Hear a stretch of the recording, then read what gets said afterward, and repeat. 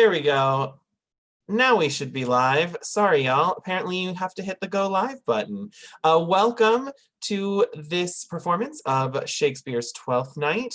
We are the Shake Squad, and we are super excited for you all to see this performance tonight. This is our first one of these, so I hope the technology is working correctly. We will get this all figured out. Yep. Oh, my bad. Okay, so this is our first one of these, so it's trial and error. Thank you for sitting through it with us. We are really excited, and with all of that said and done, we're just going to go ahead and get started. So thank you all so much for joining us.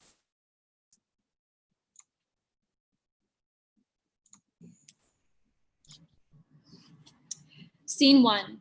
Enter Orsino, Duke of Illyria, Curio, and other lords, with musicians playing. If music be the food of love, play on. Oh, give me excess of it, that surfeiting the appetite may sicken and so die. Oh, that strain again, it had a dying fall.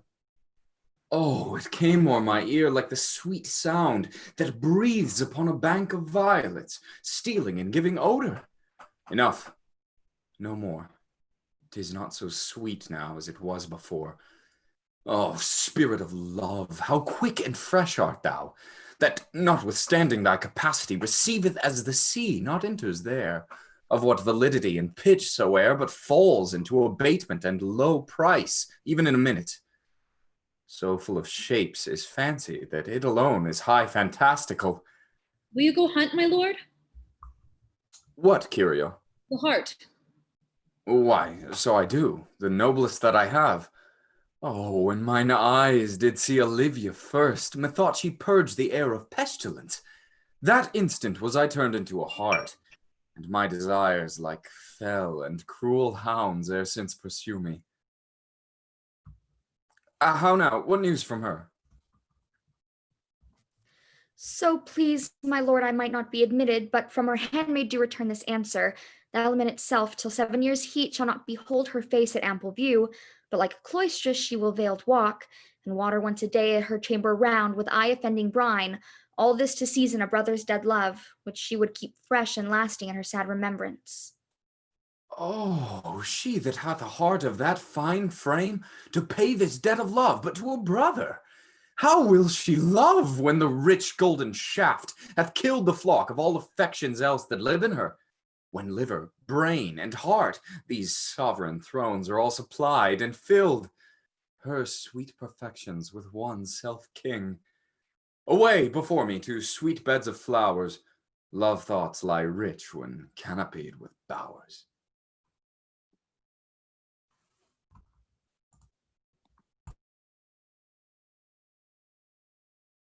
Scene 2. Enter Viola, a captain, and sailors. What country, friends, is this? This is Illyria, lady. And what should I do in Illyria? My brother, he is in Elysium. Perchance he is not drowned. What think you, sailors? It is perchance that you yourself were saved. Oh, my poor brother, and so perchance may he be.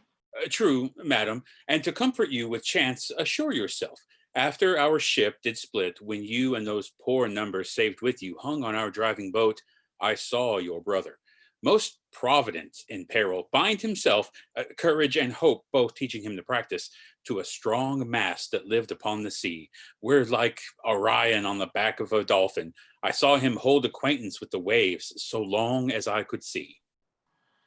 For saying so, there scold. My own escape unfoldeth to my hope, whereto thy speech serves for authority the like of him. Knowest thou this country? Aye, madam, well, for I was bred and born not 3 hours' travel from this very place. Who governs here? A noble duke, in nature as in name. What is his name? Orsino. Orsino? I have heard my father name him. He was a bachelor then. And so is now, or so it was very late, for but a month ago I went from hence, and then 'twas fresh in murmur, as you know what great ones do the less will prattle of, that he did seek the love of fair OLIVIA. What she? A virtuous maid, the daughter of a count that died some 12 months since, then leaving her in the protection of his son, her brother, who shortly also died, for whose dear love they say she hath abjured the sight and company of men. Oh, that I served that lady, and might not be delivered to the world till I have made my own occasion mellow what my estate is. That were hard to compass, because she will admit no kind of suit, no, not the Duke's. There is a fair behavior in thee, captain, and though that nature with the beauteous wall doth oft close in pollution, yet of thee I will believe thou hast a mind that suits with this thy fair and outward character.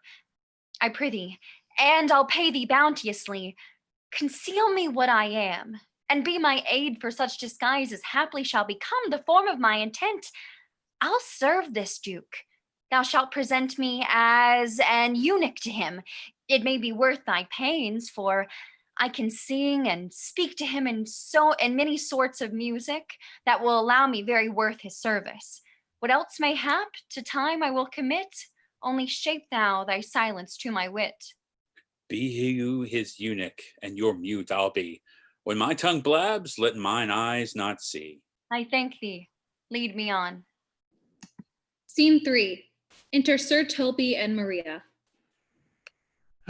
What a plague means my niece to take the death of her brother thus. I am sure care's an enemy to life. By my troth, Sir Toby, you must come in earlier a nights. Your cousin, my lady, takes great exceptions to your ill hours. Why, let her accept before accepted. Aye, but you must confine yourself within the modest limits of order. Confine? I'll confine myself no finer than I am. These clothes are good enough to drink in, and so be these boots too. And they be not, let them hang themselves in their own straps. Well, that quaffing and drinking will undo you. I heard my lady talk of it yesterday, and of a foolish knight that you brought in one night here to be her wooer. Oh, who, Sir Andrew AGUECHEEK? Aye, he. Well, he's as tall as any man's in Illyria. Well, what's that to the purpose? Why, he has 3,000 ducats a year. Aye, but he'll have but a year in all these ducats. He's a very fool and a prodigal. Fie that you say so. He plays the Val de Gamboys and speaks 3 or 4 languages, word for word without book, and hath all the good gifts of nature. He hath indeed, almost natural, for besides that he's a fool. He's a great quarreler, but that he hath the gift of a coward to allay the gust he hath in quarreling. 'Tis thought among the prudent he would quickly have the gift of a grave. By this hand, there are scoundrels and substractors that say so of him. Who are they? They that add, moreover, he's drunk nightly in your company. Well, with drinking healths to my niece, I'll drink to her as long as there is passage in my throat and drink in Illyria. He's a coward and a coistrel that will not drink to my niece till his brains turn of the toe like a perished hop. What, wench? Castellano Vulgo, for here comes Sir Andrew Agueface. Sir Toby Belch. How now, Sir Toby Belch? Oh, sweet Sir Andrew. Oh, bless you, fair shrew. And you too, sir. Accost, sir. Andrew, accost. What's that? My niece's chambermaid. Ah, good mistress, accost. I desire better acquaintance. My name is Mary, sir. Good mistress, Mary accost. You mistake, knight. Accost is front her, board her, woo her, assail her. By my troth, I would not undertake her in this company. Is that the meaning of accost? Fare you well, gentlemen. And thou let part so, Sir Andrew. Would thou mightst never draw sword again? And you part so, mistress. I would I might never draw sword again. Fair lady, do you think you have fools in hand? Sir, I have not you by the hand. Marry, but you shall have, and here's my hand. Now, sir, thought is free. I pray you, bring your hand to the buttery bar and let it drink. Wherefore, sweetheart? What is your metaphor? It's dry, sir. I think so. I am not such an ass, but I keep my hand dry. But what is your jest? A dry jest, sir. Are you full of them? Aye, sir, I have them at my fingers' ends. Marry, now I let go of your hand, I am barren. Oh, knight, thou lackst a cup of canary. When did I see thee so put down? Never in your life, I think, unless you see canary put me down. Methinks sometimes I have no more wit than a Christian or an ordinary man has. But I am a great eater of beef, and I believe that does harm to my wit. No question. And I thought that I'd forswear it. I'll ride home tomorrow, Sir Toby. Pourquoi, my dear knight? What is pourquoi? Do or do not? I would I had bestowed the time and tongues that I have in fencing and dancing and bear baiting. Oh, but I had followed the arts. Then thou hadst thou an excellent head of hair. Why? Would that have mended my hair? Past question. For thou seest it will not curl by nature. But it becomes me well enough, does it not? Excellent. It hangs like a flax on a distaff, and I hope to see a housewife take thee between her legs and spin it right off. Faith, I'll home tomorrow, Sir Toby. Your niece will not be seen, or if she be, it's 4 to 1 she'll none of me. The Count himself here hard by woos her. Well, she'll none of the Count. She'll not match above her degree, neither in estate, years, nor wit. I've heard her swear it. There's life in it, man. Yeah, I'll stay a month longer. I'm a fellows of the strangest mind in the world. I delight in masks and revels, and sometimes all together. Well, art thou good at these kickshaws this night? As any man in Illyria, whatsoever he be, under the degree of my betters, and yet I will not compare with an old man. What is thy excellence in a galleon, knight? Faith, I can cut a caper. And I can cut the mutton to it. And I think I have the back trip simply as strong as any man in Illyria. Wherefore are these things hid? Wherefore have these gifts a curtain before them? Are they like to take dust, like Mistress Moll's picture? Why dost thou not go into a church in a galliard and come home in a coranto? My very walk should be a jig. It would not so much as make water, but in a syncopace. What dost thou mean? It is a world to hide virtues in. I did think by the excellent constitution of thy leg, it was formed under the star of a galleon. Aye, 'tis strong, and it does indifferent well in a dun-colored stock. Shall we set about some revels? What shall we do else? Were we not born under Taurus? Taurus, that's sides and heart. No, sir. It's legs and thighs. Here, let me see thee caper. Excellent. Scene 4. Enter Valentine and Viola in man's attire as Cesario. If the Duke continues these favors towards you, Cesario, you are like to be much advanced. He hath known you but 3 days, and already you are no stranger. You either fear his humor or my negligence, that you call in question the countenance of his love. Is he inconsistent, sir, in his favors? No, believe me.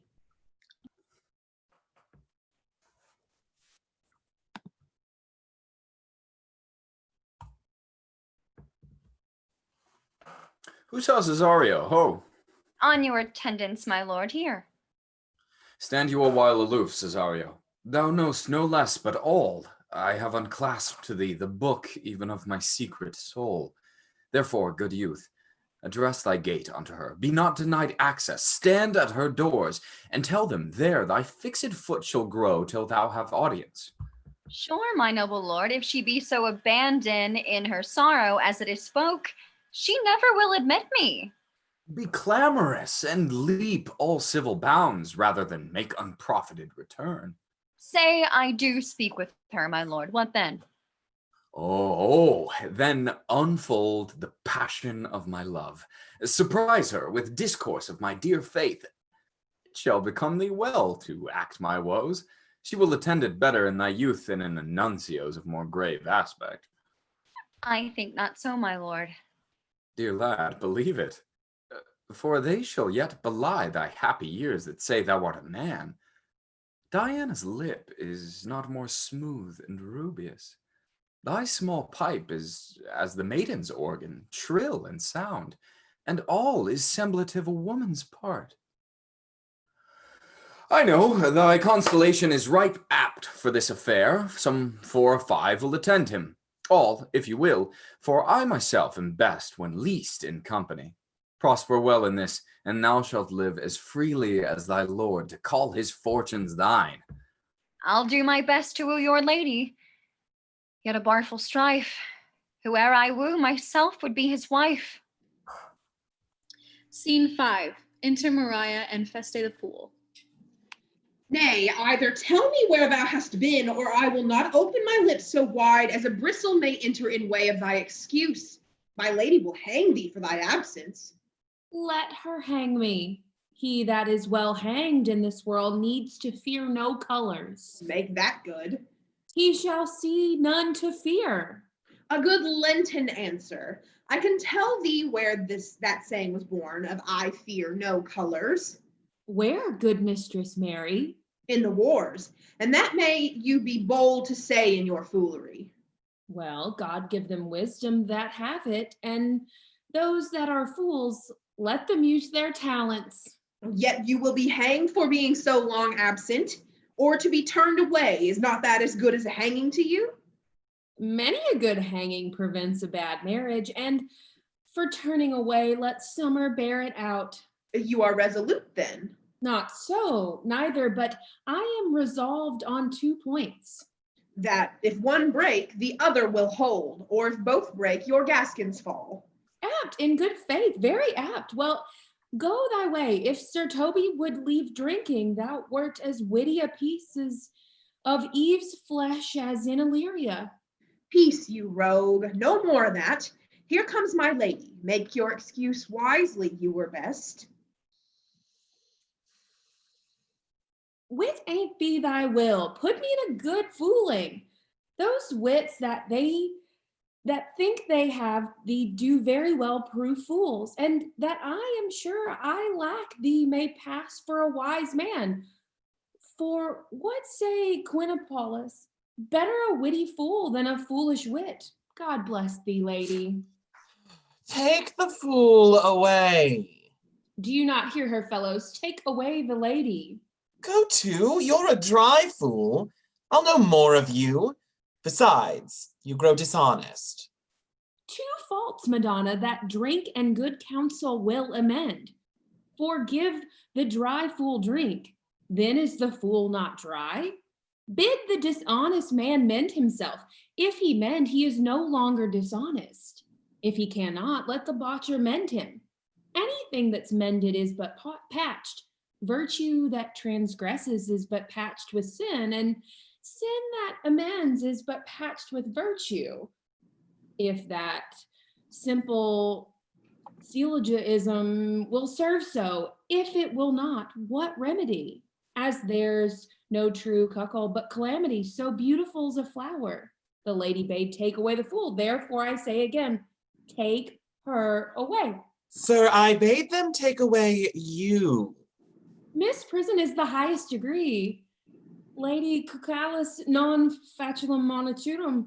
That's as much as I say. I wear not motley in the brain, good Madonna. Give me leave to prove you a fool. Can you do it? Dexterously, good Madonna. Make your proof. I must chastise you for it, Madonna. Good, my mouse of virtue, answer me. Well, sir, for want of other idleness, I'll bide your proof. Good Madonna, why mournest thou? Good fool, for my brother's death. I think his soul is in hell, Madonna. I know his soul is in heaven, fool. The more fool, Madonna, to mourn for your brother's soul being in heaven. Take away the fool, gentlemen. What think you of this, Malvolio? Doth he not mend? Yes, and shall do till the pangs of death shake him.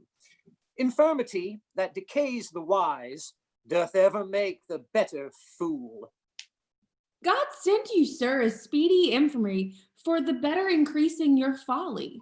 Sir Toby will be sworn that I am no fox, but he will not pass his word for 2 pence that you are no fool. How say you to that, Malvolio?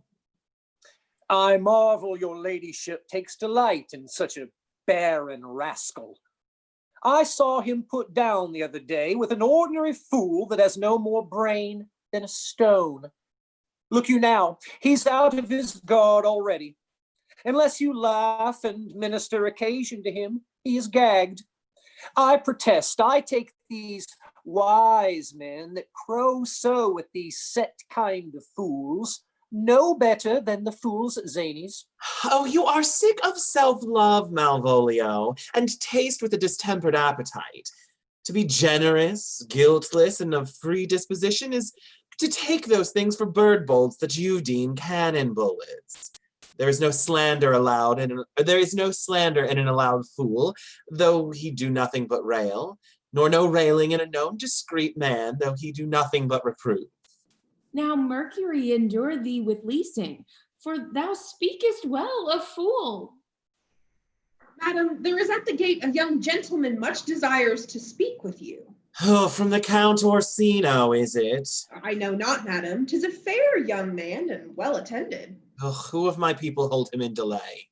Sir Toby, madam, your kinsman. Oh, fetch him off, I pray you. He speaks nothing but madman. Fie on him. Go you, Malvolio. If it be a suit from the Count, I am sick or not at home. What you will to dismiss it. Now you see, sir, how your fooling grows old and people dislike it. Thou hast spoke for us, Madonna, as if thy eldest son should be a fool. Whose skull Jove cram with brains, for here he comes, one of thy kinsmen has a most weak pia matar. Oh, by mine honor, half drunk? What is he at the gate, cousin? A gentleman. A gentleman? What gentleman? 'Tis a gentleman here. Oh, plague of these pickle herring. Oh, and now salt. Good Sir Toby. Cousin, how have you come so early by this lethargy? Lechery. I defy lechery. There's one at the gate. Aye, marry. What is he? Let him be the devil, and he will. I care not. Give me faith, say I. Well, one. What's a drunken fool like? Like a drowned man, a fool and a madman. One draught above heat makes him a fool, the second maddens him, and the third drowns him. Go and seek the crowner and let him sit at my cuz, for he's in the 3rd degree of drink. He's drowned. Go, look after him. He is but yet mad, Madonna, and the fool shall look to the madman. Madam, yon young fellow swears he will speak with you. I told him you were sick. He takes on him to understand so much, and therefore comes to speak with you. I told him you were asleep. He seems to have foreknowledge of that too, and therefore comes to speak with you. What is to be said to him, lady? He's fortified against any denial. Tell him he shall not speak to me. Has been told, and he says he'll stand at your door like a sheriff's post and be the supporter to a bench, but he'll speak with you. What kind of man is he? Why, of mankind. What manner of man? A very ill manner. He'll speak with you, will you or no. Of what personage and years is he? Not yet old enough for a man, nor young enough for a boy. As a squash is before 'tis a pea-scod, or a codling when 'tis almost an apple. 'Tis with him in standing water between boy and man. He is very well favored, and he speaks very shrewishly. One would think his mother's milk were scarce out of him. Oh, let him approach. Call in my gentlewoman. Gentlewomen, my lady calls. Give me my veil. Come, throw it o'er my face. We'll once more hear Orsino's embassy. The honorable lady of the house, which is she? Speak to me. I shall answer for her. Your will? Most radiant, exquisite, and unmatchable beauty. I pray you, tell me if this be the lady of the house, for I never saw her. I would be loath to cast away my speech, for besides that it is excellently well penned, I have taken great pains to con it. Good beauties, let me sustain no scorn. I am very comfortable, even to the least sinister usage. Whence came you, sir?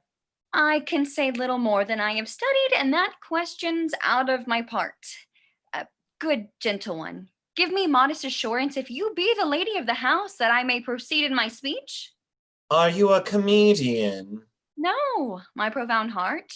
And yet by the very fangs of malice, I swear I am not that I play. Are you the lady of the house? If I do not usurp myself, I am. Most certain. If you are she, you do usurp yourself, for what is yours to bestow is not yours to reserve. But this is from my commission. I will on with my speech in your praise, and then show you the heart of my message. Come to what is important in it. I forgive you the praise. Alas, I took great pains to study it, and 'tis poetical. It is the more like to be feigned. I pray you keep it in.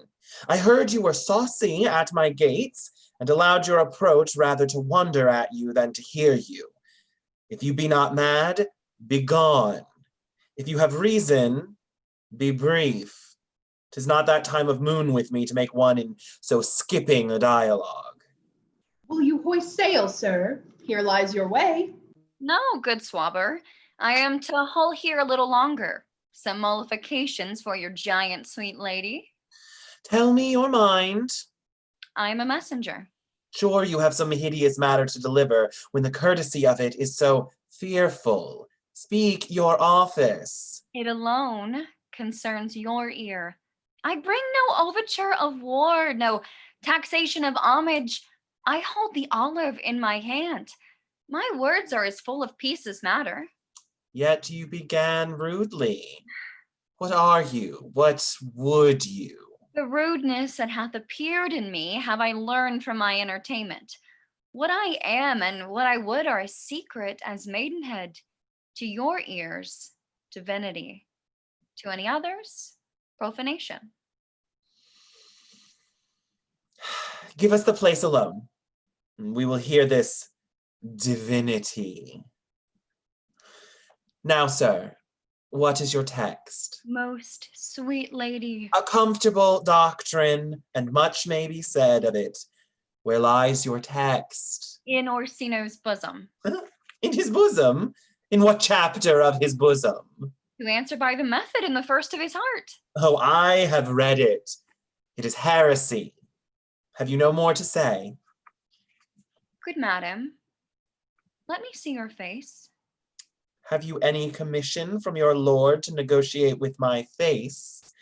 You are now out of your text. We will draw the curtain and show you the picture. Look you, sir, such a one I was this present. Is't not done well? Excellently done, if God did all. Oh, 'tis in grain, sir. 'Twill endure wind and weather. 'Tis beauty truly bent, whose red and white nature's own sweet and cunning hand laid on. Lady, you are the cruelest she alive, if you will leave these graces to the grave and leave the world no copy. Oh, sir, I will not be so hard-hearted. I will give out divers schedules of my beauty.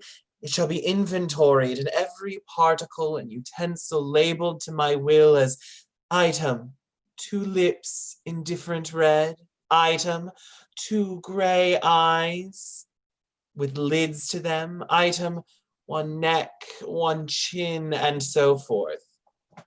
Were you sent hither to praise me? I see you what you are. You are too proud. But if you were the devil, you are fair. My lord and master loves you. Oh, such love could be but recompense, though you were crowned the nonpareil of beauty. How does he love me? With adorations, fertile tears, with groans that thunder love, with sighs of fire. Your lord does know my mind. I cannot love him. Yet I suppose him virtuous, know him noble, of great estate, of fresh and stainless youth, in voices well divulged, free, learned, and valiant, and in dimension and the shape of nature a gracious person. But yet I cannot love him. He might have took his answer long ago. If I did love you in my master's flame with such a suffering, such a deadly life, in your denial I would find no sense. I would not understand it. Why? What would you? Make me a willow cabin at your gate, and call upon my soul within the house, write loyal cantons of condemned love, and sing them loud even in the dead of night. Hallow your name to the reverberate hills, and make the babbling gossip of the air cry out, OLIVIA! Oh, you should not rest between the elements of air and earth, but you should pity me. You might do much. What is your parentage? Above my fortunes, yet my state is well. I am a gentleman. Get you to your lord. I cannot love him. Let him send no more, unless perchance you come to me again, to tell me how he takes it. Fare you well. I thank you for your pains. Spend this for me. I am no feed post, lady. Keep your purse. My master, not myself, lacks recompense. Love make his heart of flint that you shall love, and let your fervor, like my master's, be placed in contempt. Farewell, fair cruelty. What is your parentage? Above my fortunes, yet my state is well. I am a gentleman. Ooh, I'll be sworn thou art. Oh, thy tongue, thy face, thy limbs, actions, and spirit do give thee fivefold blazon. Not too fast. Soft, soft. Unless the master were the man. How now? Even so quickly may one catch the plague. Oh, methinks I feel this youth's perfection with an invisible and subtle stealth to creep in at mine's eyes. Well, let it be. What ho, Malvolio? Here, madam, at your service. I'll run after that same peevish messenger. The county's man, he left this ring behind, would I or not. To tell him I'll none of it. Desire him not to flatter with his lord, nor hold up with hopes. I am not for him. If that the youth will come this way tomorrow, I'll give him reasons for it. Hie thee, Malvolio. Madam, I will. Oh, I do not know what in fear to find, mine eye too great a flatterer for my mind. Fate, show thy force. Ourselves we do not owe. What is decreed must be so, and be this so. Scene 1. Enter Antonio and Sebastian. Will you stay no longer? Or will you not that I go with you? You're muted. By your patience now. My stars shine darkly over me. The malignancy of my fate might perhaps distemper yours. Therefore, I shall crave of you your leave that I may bear my evils alone. It were a bad recompense for your love to lay any of them on you. Let me know of you whither you are bound. No, sooth, sir. My determinate voyage is mere extravagancy, but I perceive in you so excellent a touch of modesty that you will not extort from me what I am willing to keep in it. Therefore, it charges me in manners the rather to express myself. You must know of me, then, Antonio. My name is Sebastian, which I called Rodrigo. My father was that of Sebastian of Messaline, who I know you have heard of. He left behind myself and a sister, both born in an hour. If the heavens had been pleased, would we had it so ended? But you, sir, altered that. For some hour before you took me from the breach of the sea, was my sister drowned. Alas, the day. A lady, sir, though it was said she much resembled me, was yet of many accounted beautiful, but though I could not have such estimable wonder, over far believe that. Yet thus far I will boldly publish her. She bore in mind that envy could not but call fair. She is drowned already, sir, with salt water, though I seem to drown her remembrance again with more. Pardon me, sir, your bad entertainment. Oh, good Antonio, forgive me your trouble. If you will not murder me for my love, let me be your servant. If you will not undo what you have done, that is, kill him whom you've recovered, desire it not. Fare you well at once. My bosom is full of kindness, and I am yet so near the manners of my mother that upon the least occasion morn, mine eyes will tell tales of me. I am bound to the court Orsino's court. Farewell. The gentleness of all the gods go with thee. I have many enemies in Orsino's court, else I will very shortly see thee there. But come what may, I do adore thee so that danger shall seem sport, and I will go. Scene 2. Enter Viola and Malvolio at several doors. Were you not even now with the Countess OLIVIA? Even now, sir, on a moderate pace, I have since arrived but hither. She returns this ring to you. You might have saved me my pains to have taken it away yourself. She adds, moreover, that you should put your lord into a desperate assurance she will none of him. And one thing more, that you never be so hardy to come again in his affairs, unless it be to report your lord's taking of this. Receive it so. She took the ring of me, I'll none of it. Come, sir, you peevishly threw it to her, and her will is it should be so returned. If it be worth stooping for, there it lies in your eye. If not, be it his that finds it. I left no ring with her. What means this, lady?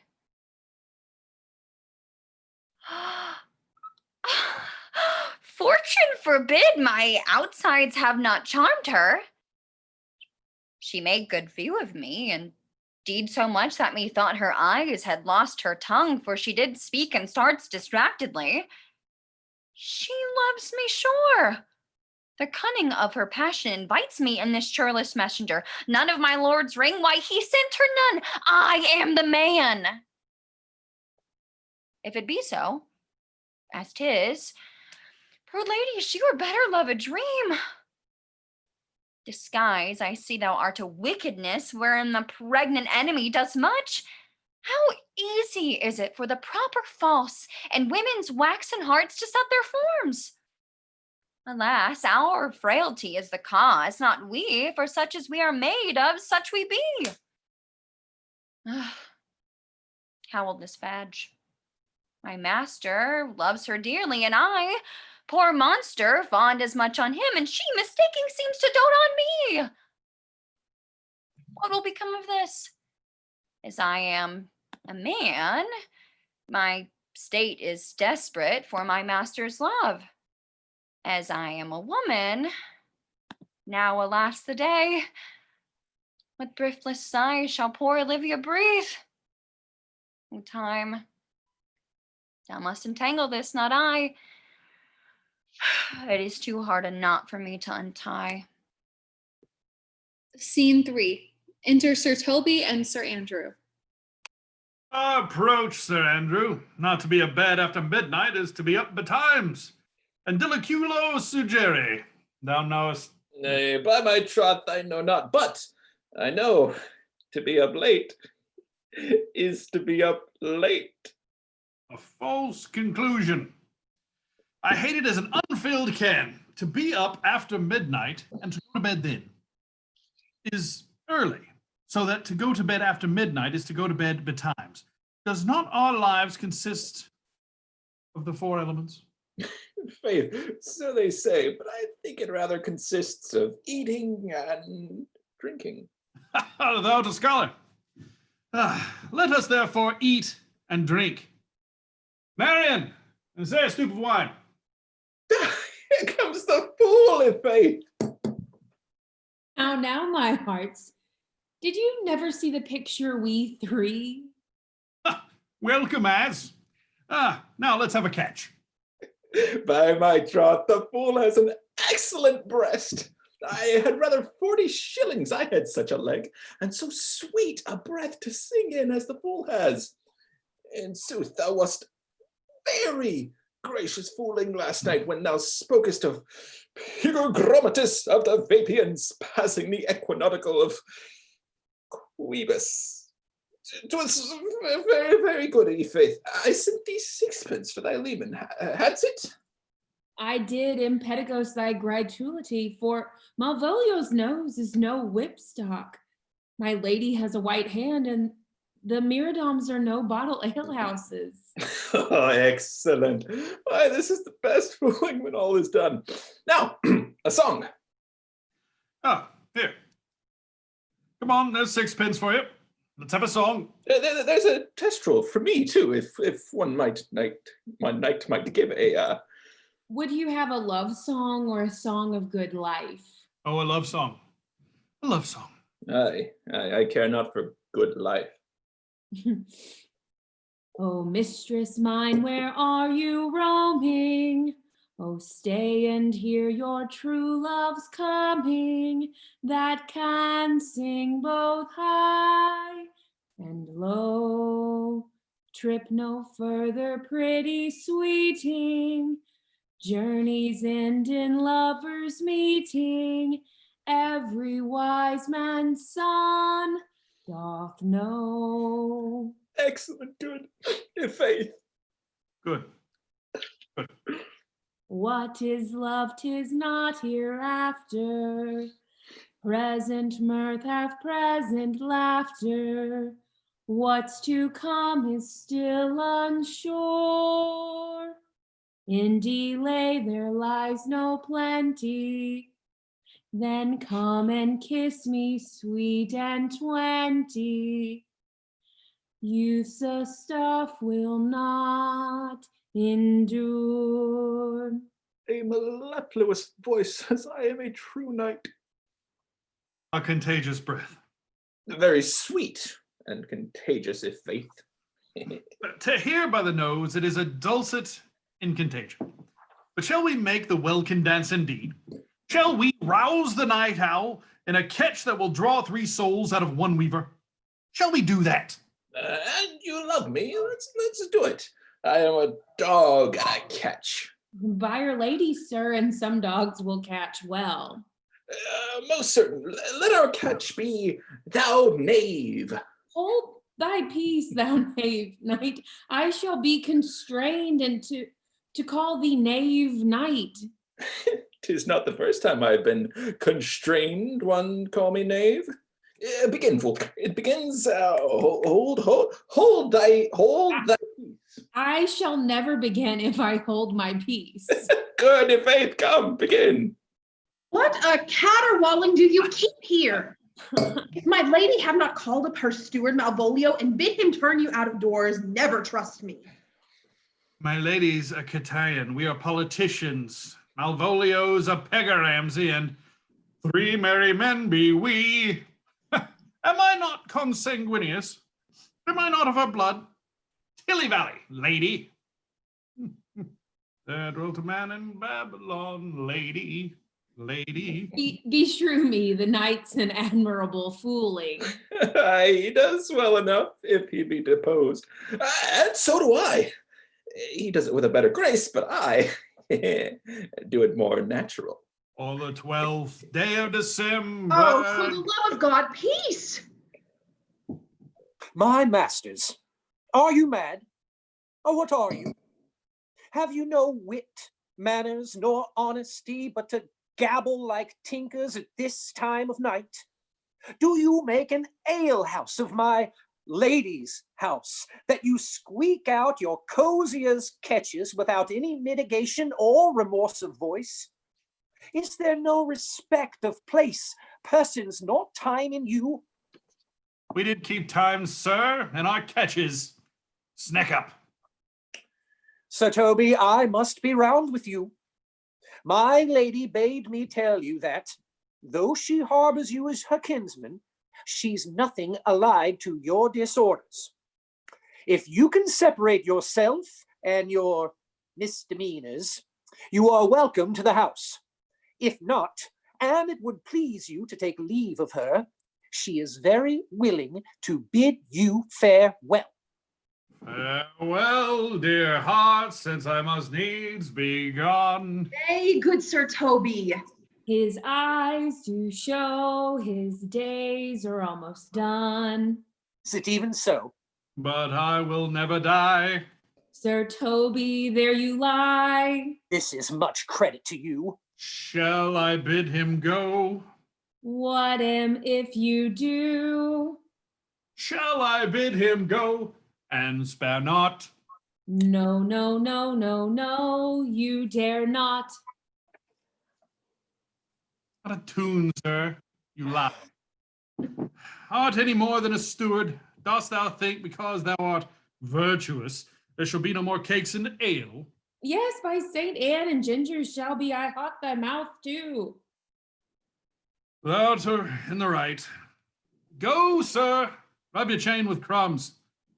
A stoup of wine, Maria. Mistress Mary, if you prized my lady's favor at anything more than contempt, you would not give means for this uncivil rule. She shall know of it by this hand. Go shake your ears. 'Twere as good a deed as to drink when a man's hungry, to challenge him the field, and then to break promise with him and make a fool of him. Do it, knight. I'll write thee a challenge, or I will deliver thy indignation to him by word of mouth. Oh, sweet Sir Toby, be patient for tonight. Since the youth of the Count's was today with my lady, she is much out of quiet.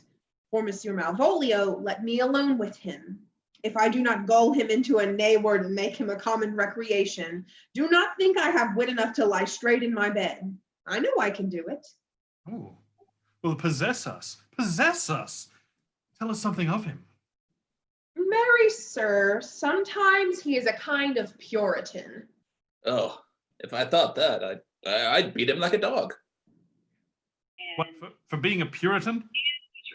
Thy exquisite reason, dear knight. I have no exquisite reason for it. I have reason good enough. The devil a Puritan that he is, or anything constantly but a time pleaser, an affectioned ass that cons state without book and utters it by great swaths, the best persuaded of himself, so crammed as he thinks with excellencies, that it is his grounds of faith that all look on him, love him. And on that vice in him will my revenge find notable cause to work. What will thou do? I will drop in his way some obscure epistles of love, wherein by the color of his beard, the shape of his leg, the manner of his gait, the expression of his eye, forehead, and complexion, he shall find himself most feelingly personated. I can write very like my lady, your niece. On a forgotten matter, we can hardly make distinction of our hands. Excellent. I smell a device. I have it in my nose, too. Shall think, by the letters thou will drop, that they come from my niece, and that she's in love with him. My purpose is indeed a horse of that color. Then your horse now would make him an ass. Ass, I doubt not. Oh, 'twill be admirable. Lord Royal, I warrant you. Now my physic will work with him. I will plant you two, and let the fool make a third, where he shall find the letter. Observe his construction of it. For this night go to bed and dream on the event. Farewell. We appreciate it. Oh, good night, Penthesilea. Before me, she's a good wench. Ah, she's a beagle true bred, and one that adores me, so what of that? I was adored once too. No, let's to bed, knight. Thou hadst need send for more money. If I cannot recover your niece, I am a foul way out. Just send for money, knight. If thou hast to nod in the end, call me cut. If I do not, never trust me again. Take it how you will. Oh, come. I'll go burn some sack. 'Tis too late to go to bed now. Come, knight. Scene 4. Enter Orsino, Viola, Curio, and others. Give me some music. Now, good morrow, friends. Now, good Cesario, but that piece of song, that old and antique song we heard last night, methought it much did relive my passion, more than light airs and recollected terms of these most brisk and giddy-paced times. Come, but one verse. He is not here, so please your lordship that should sing it. Who was it? Fesse the jester, my lord, a fool that the lady OLIVIA fathers took much delight in. He is about the house. Seek him out, and play the tune the while. Come hither, boy. If ever thou shalt love, in the sweet pangs of it, remember me. For such as I am, all true lovers are, unstayed and skittish in all motions else, save in the constant image of the creature that is beloved. How dost thou like this tune? It gives a very echo to the seat where love is throned. Thou dost speak masterly. My life upon't, young though thou art, thine eye hath stayed upon some favor that it loves, hath it not, boy? A little, by your favor. Oh, what kind of womanist? Of your complexion? She's not worth thee, then. What years, of faith? About your years, my lord. Oh, too old, by heaven. Let still the woman take an elder than herself. So wears she to him, so sways she level in her husband's heart. For, boy, however we do praise ourselves, our fancies are more giddy and unfirm, more longing, wavering, sooner lost and worn than women's are. I think it well, my lord. Then let thy love be younger than thyself, or thy affection cannot hold the bent. For women are as roses, whose fair flower, being once displayed, doth fall that very hour. And so they are. Alas, that they are so to die, even when they to perfection grow. Oh, fellow, come. The song we had last night. Mark it, Cesario. It is old and plain. The spinsters and the knitters in the sun and the free maids that weave their thread with bones do use to chant it. It is silly, sooth, and dallies with the innocence of love, like the old age. Are you ready, sir? Aye, prithee, sing. Come away, death, and in sad cypress let me be laid. Fly away, breath. I am slain by a fair, cruel maid. My shroud of white stuck all with you. Oh, prepare it. My part of death, no one so true did share it. Not a flower sweet. On my black coffin let there be strown. Not a friend greet. My poor corpse where my bones shall be thrown. 1,000 sighs to save. Lay me, oh, where sad true lover never find my grave to weep there. There's for thy pains. No pain, sir. I take pleasure in singing, sir. Pay thy pleasure, then. Truly, sir, and pleasure will be paid one time or another. Give me leave now to leave thee. Now the melancholy god protect thee, and the tailor make thy a doublet of changeable taffeta, for thy mind is very opal. I would have men of such consistency put to sea, that their business might be everything and their intent everywhere, for that is always makes a good voyage of nothing. Farewell. Let all the rest give place. Once more, Cesario, get thee to yond same sovereign cruelty. Tell her, my love, more than all the world, prizes not quantity of dirty lands, the parts that fortune hath bestowed upon her. Tell her, I hold as giddily as fortune, but that miracle and queen of gems, that nature pranks her and attracts my soul. But if she cannot love you, sir. I cannot be so answered. Sooth, but you must. Say that some lady, as perhaps there is, hath your love as great a pang of heart as you have for Olivia. You cannot love her, you tell her so. Must she not then be answered? There is no woman's sides can bide the beating of so strong a passion as love doth give my heart. No woman's heart so big to hold so much. They lack retention. Alas, their love may be called appetite. No motion of the liver, but the palate that suffers surfeit, cloyment, and revolt. But mine is all as hungry as the sea, and can digest as much. Make no compare between that love a woman can bear me and that I owe Olivia. Aye, but I know.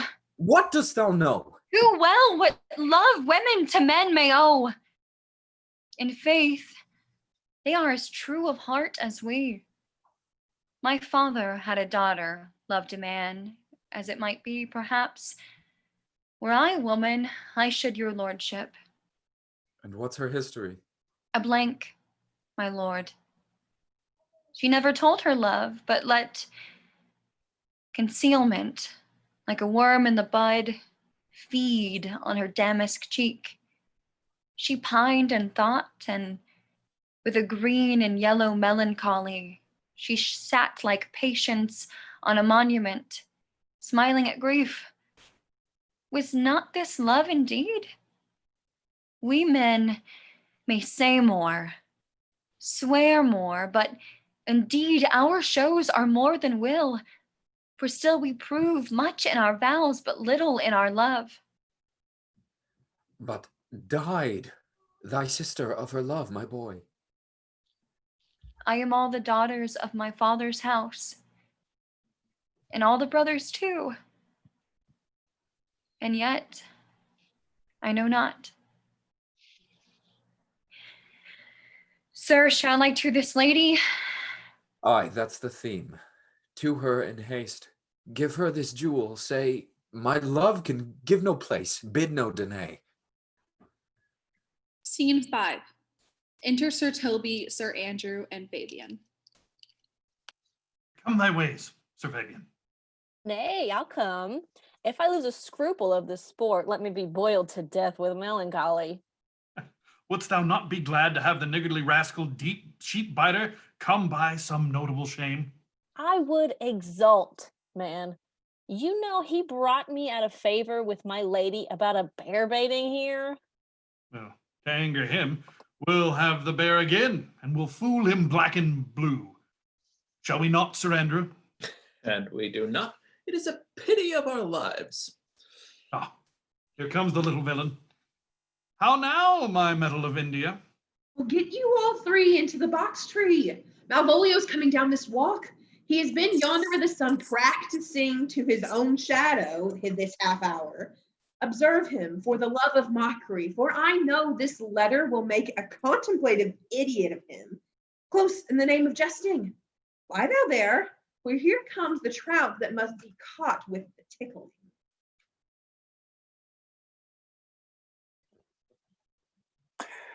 "'Tis but fortune, all is fortune.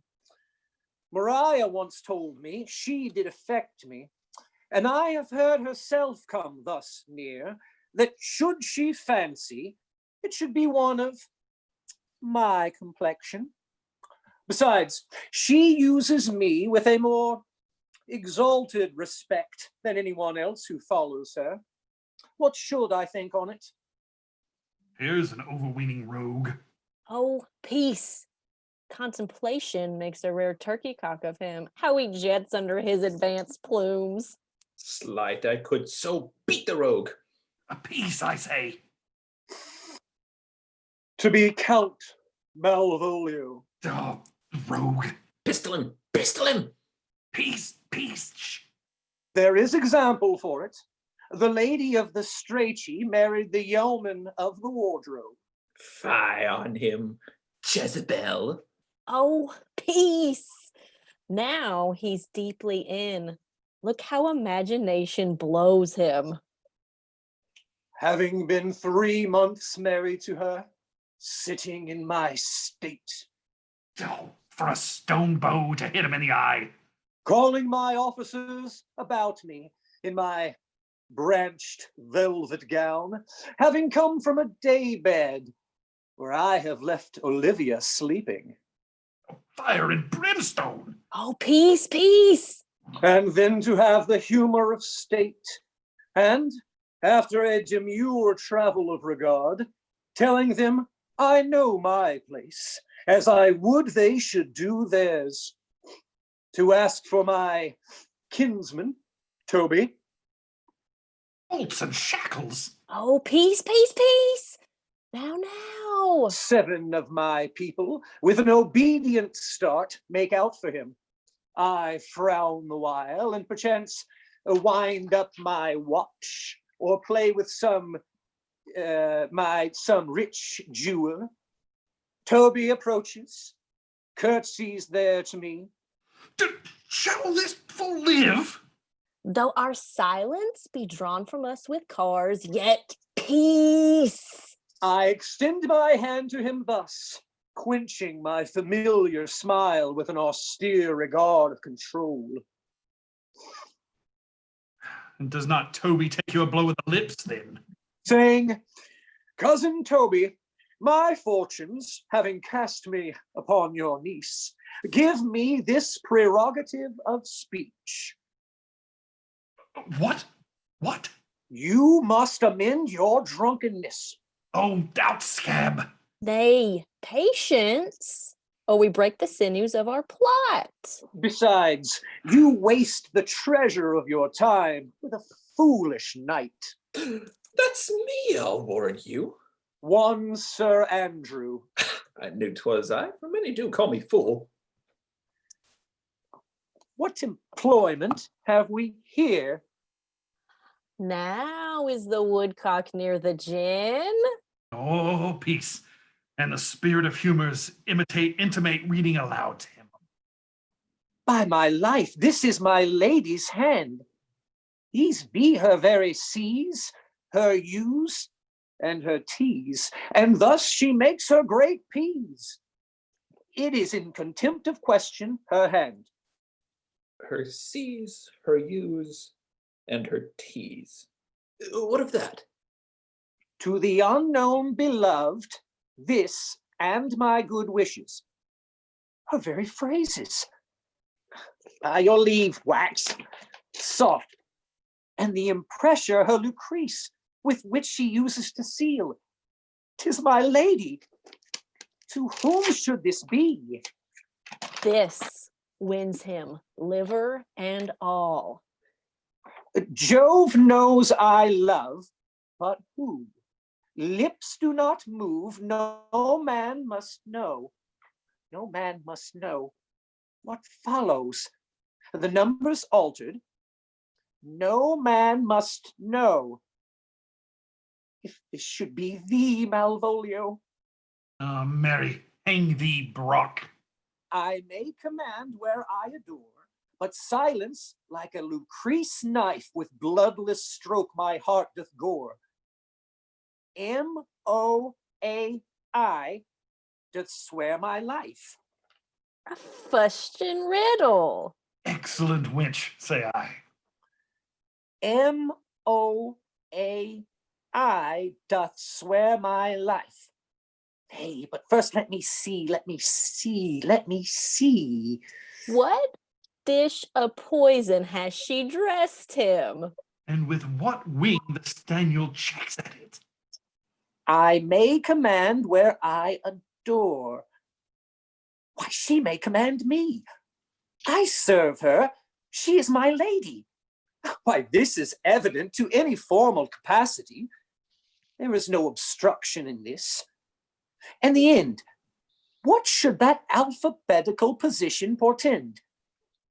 If I could make that resemble something in me. Softly. M-O-A-I. Oh, I make up that.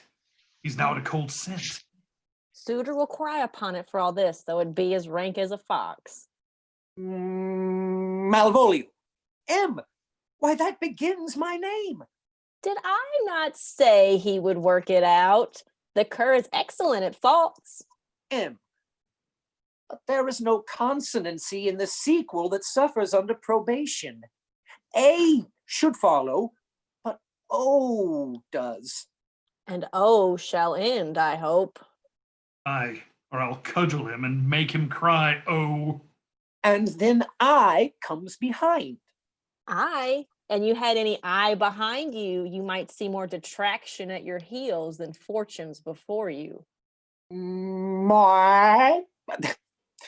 This simulation is not as the former, and yet to crush this a little, it would bow to me, for every one of these letters are in my name.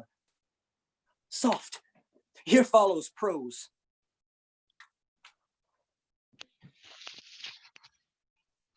If this fall into thy hand, revolve. In my stars I am above thee, but be not afraid of greatness. Some are born great, some achieve greatness, and some have greatness thrust upon them. Thy fates open thy hands. Let thy blood and spirit embrace them. And to inure yourself to what thou art like to be, cast thy humble sloth and appear fresh. Be opposite with a kinsman, surly with servants. Let thy tongue tang arguments of state. Put thyself into the trick of singularity. She thus advises thee that sighs for thee. Remember who commended thy yellow stockings and wish to see thee ever cross-gartered. I say remember. Go to, thou art made if thou desirest to be so. If not, let me see thee a steward still, the fellow of servants, and not worthy to touch fortune's fingers. Farewell, she that would alter services with thee, the fortunate unhappy. Daylight and champagne discovers not more. This is open. I will be proud. I will read politic authors. I will baffle Sir Toby. I will wash off gross acquaintance. I will be point devise the very man. I do not fool myself to let imagination jade me, for every reason excites me to this. My lady loves me. She did commend my yellow stockings of late. She did praise my leg being cross-gartered. And in this, she manifests herself to my love, and with a kind of injunction, drives me to these habits of her liking. I thank my stars I am happy. I will be strange, stout, in yellow stockings and cross-gartered, even with the swiftness of putting on. Jove and my stars be praised.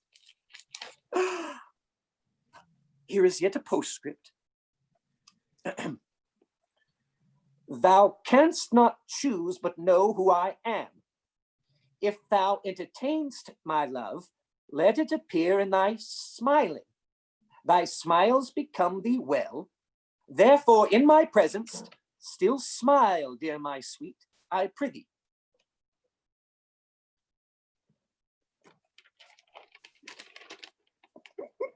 Jove, I thank thee.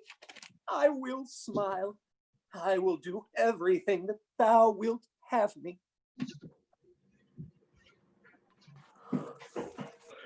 I will not give my part of this sport for a pension of thousands to be paid from the Sophie. I could marry this wench for this device. So could I, too. Ask no other dowry with her, but such another jest. Nor I, neither. Here comes my noble goal catcher. Wilt thou set thy foot on my neck? Or mine, either. Shall I play my freedom at trade trip and become thy bondslave?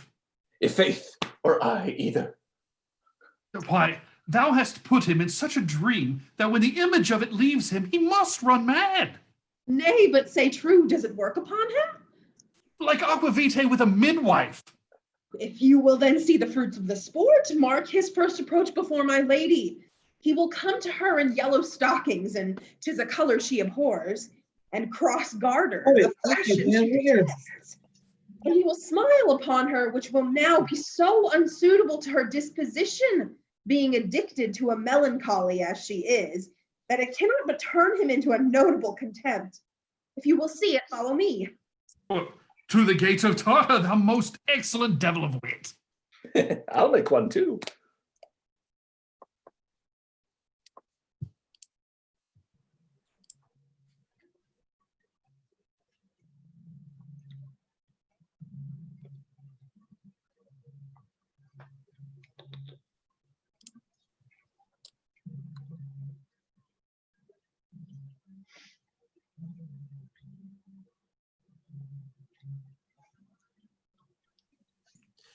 Thank you all for tuning in so far. We're going to take a brief intermission. We'll be back in about 9.5 minutes. We will see you then.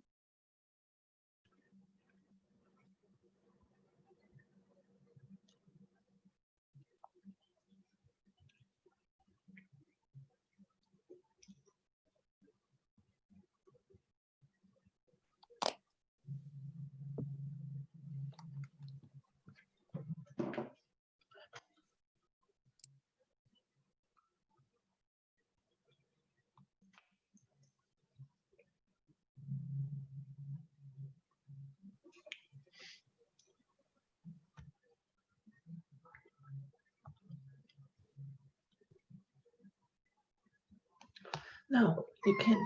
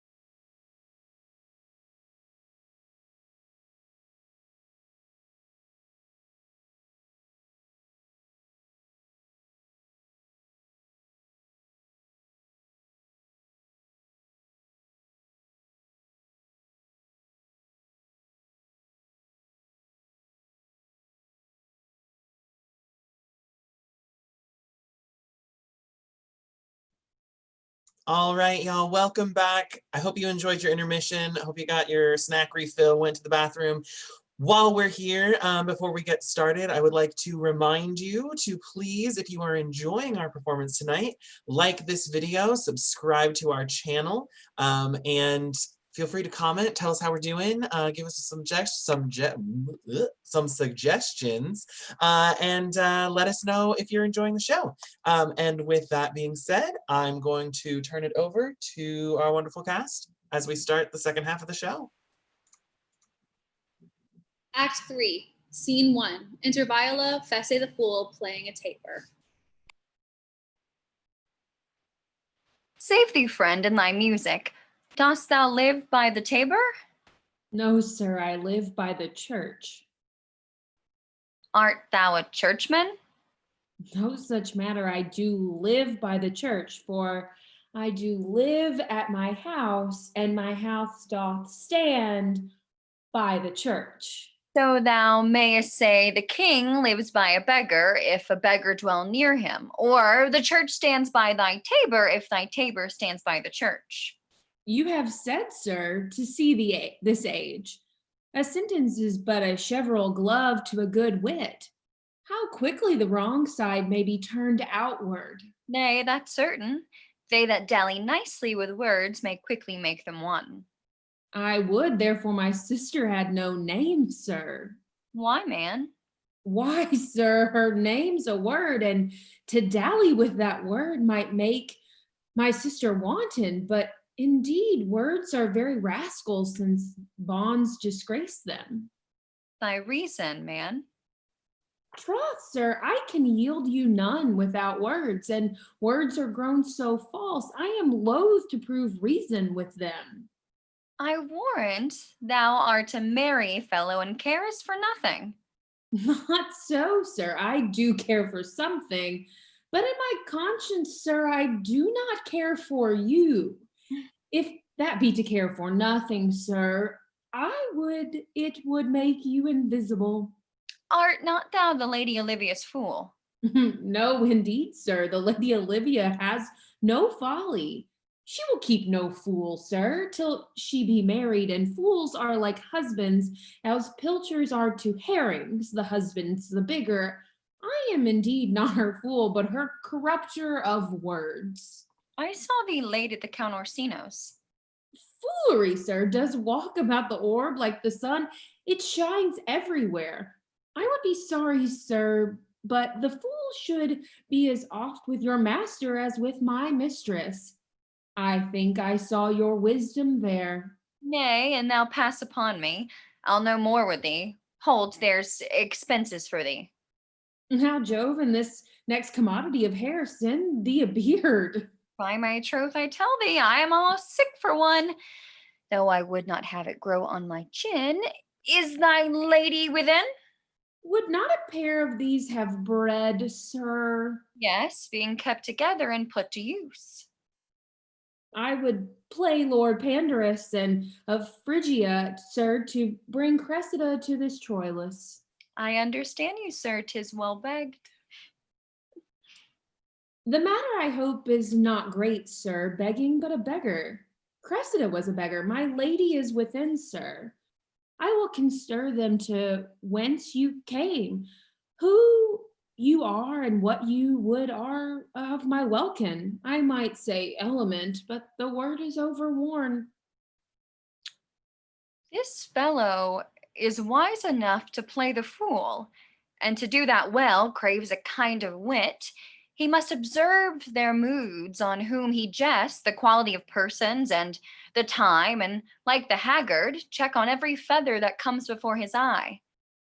This is a practice as full of labor as a wise man's art, for folly that he wisely shows is fit, but wise men, folly fallen, quite taint their wit.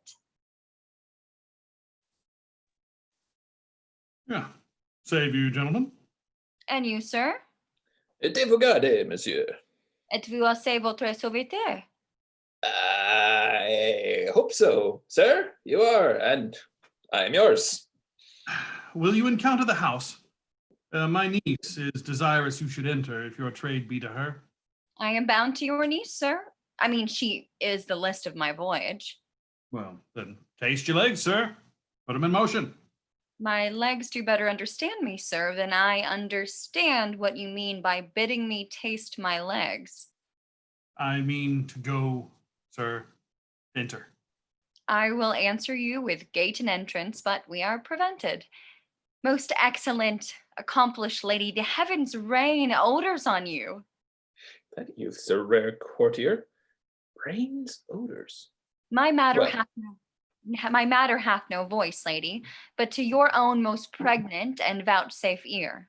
Odors, pregnant, and vouchsafed. I'll get 'em all three ready.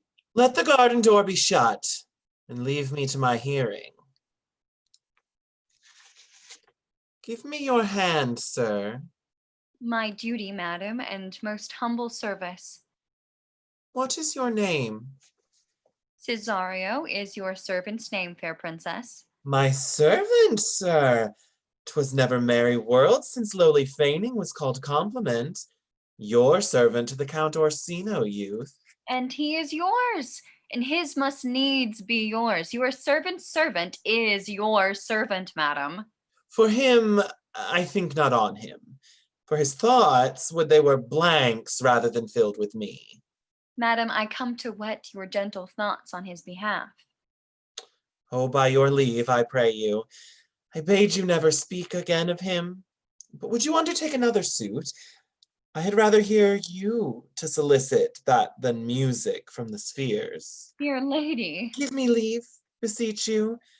I did send after the last enchantment. You did hear a ring in chase of you. So did I abuse myself, my servant, and I fear me, you. Under your hard construction must I sit, to force that on you in a shameful cunning, which you knew none of yours. What might you think? Have you not set mine honor at the stake and baited it with all the unmuzzled thoughts that tyrannous hearts can think? To one of your receiving enough is shown. A cypress, not a bosom, hides my heart.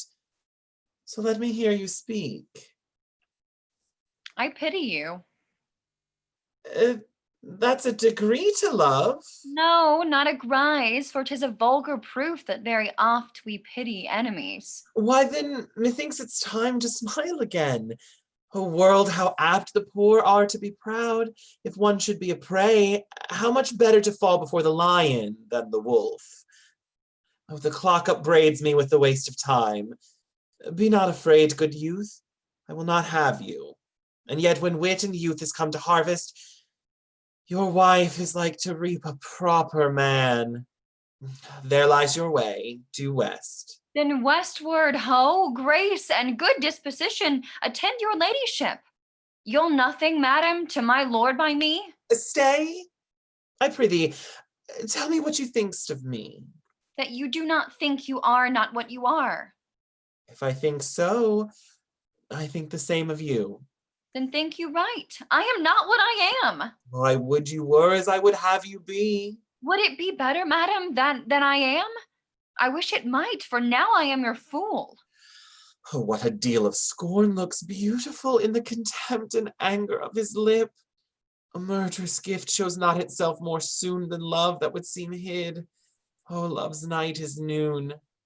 Cesario, by the roses of the spring, by maidhood, honor, truth, and everything, I love thee so, that maugre all thy pride. Nor wit nor reason can my passion hide. Do not extort thy reasons from this clause, for that I woo, thou therefore hast no cause, but rather reason thus with reason fetter. Love sought is good, but given unsought is better. By innocence I swear, and by my youth I have one heart, one bosom, and one truth, and that no woman has, nor never none shall mistress be of it, save I alone. And so adieu, good madam. Never more will I my master's tears to you deplore. Yet come again, for thou perhaps mayst move that heart which now abhors to like his love. Scene 2. Enter Sir Toby, Sir Andrew, and Fabian. No, if faith, I'll not stay a jot longer. Thy reason, dear Venom, give thy reason. You must needs yield your reason, Sir Andrew. Mary, I saw your niece do more favors to the Count's serving man than she ever bestowed on me. I saw it in the orchard. Did she see thee the while, old boy? Tell me that. As plain as I see you now. This was a great argument of love in her toward you. Slight, will you make an ass of me? I will prove it legitimate, sir, upon the oaths of judgment and reason. And they have been grand jurymen since before Noah was a sailor. She did show favor to the youth in your sight only to exasperate you, to awake your dormouse valor, to put fire in your heart and brimstone in your liver. You should then have accosted her, and with some excellent jest, fire new from the mint, you should have banged the youth into dumbness. This was looked for at your hand, and this was balked. The double guilt of this opportunity you let time wash off, and you are now sailed into the north of my lady's opinion, where you will hang like an icicle on a Dutchman's beard. Unless you do redeem it by some laudable attempt, either of valor or policy. Yeah, and it be any way, it must be with valor, for policy I hate. I had as lief a brownist, I had as lief be a brownist as a politician. Why then, build thy fortunes upon the basis of valor. Challenge me, the Count's youth, to fight with him. Hurt him in 11 places. My niece shall take note of it, and assure thyself there is no love broker in the world that can more prevail in man's commendation with woman than report of valor. There is no way but this, Sir Andrew. Will either of you bear me a challenge to him? Go, write it in a martial hand, be cursed, and brief. It is no matter how witty, so it is eloquent and full of invention. Taunt him with the license of ink. If thou thouest him some thrice, it shall not be amiss, and as many lies as will lie in thy sheet of paper. Although the sheet were big enough for the bed of where in England, set 'em down. Go about it. Let there be gall enough in thy ink, though thou write with a goose pin, no matter. About it. Where shall I find you? We'll call thee at the cubiculo. Go.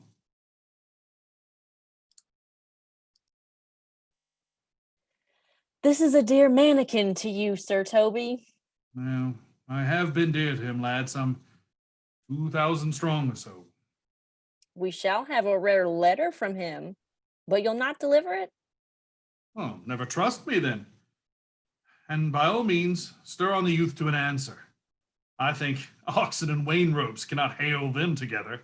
For Andrew, if he were open, you'd find so much blood in his liver as will clog the foot of a flea. I'll eat the rest of the anatomy. And his opposite, the youth, bears in his visage no great presage of cruelty. Oh, look, where the youngest wren of mine comes. If you desire the spleen and will laugh yourselves into stitches, follow me. Yon gull Malvolio is turned heathen, a very renegado. For there is no Christian that means to be saved by believing rightly can ever believe such impossible passages of grossness. He's in yellow stockings. And cross-gartered. Most villainously, like a pedant that keeps his school of the church. I have dogged him like his murderer. He does obey every point of the letter that I dropped to betray him. He does smile his face into more lines than is in the new map with the augmentation of the Indies. You have not seen such a thing as 'tis. I can hardly forbear hurling things at him. I know my lady will strike him. If she do, he'll smile and take it for a great favor. Well, come, bring us where he is. Scene 3. Enter Sebastian and Antonio. I would not by my will have troubled you, but Since you make pleasure of your pains, I will no further chide you. I could not stay behind you. My desire, more sharp than filleted steel, did spur me forth. I am not all love to see you, though so much as might have drawn one to a longer voyage. But jealousy, what might befall your travel? Being skilless in these parts, which to a stranger unguided and unfriended often prove rough and inhospitable. My willing love, though rather by these arguments of fear, set forth in your pursuit. I can no other answer, or my kind Antonio, I can no other answer make but thanks. And thanks, and ever thanks, oft good turns are shuffled off with such uncurrent pay. But were my worth as my conscience firm, you should find better dealing. What's to do? Shall we go see the relics of this town? Tomorrow, sir. Best first go see your lodging. I am not weary, and 'tis long tonight. I pray you, let us satisfy our eyes with the memorials and the things of pain that do renown this city. Would you'd pardon me? I do not without danger walk these streets.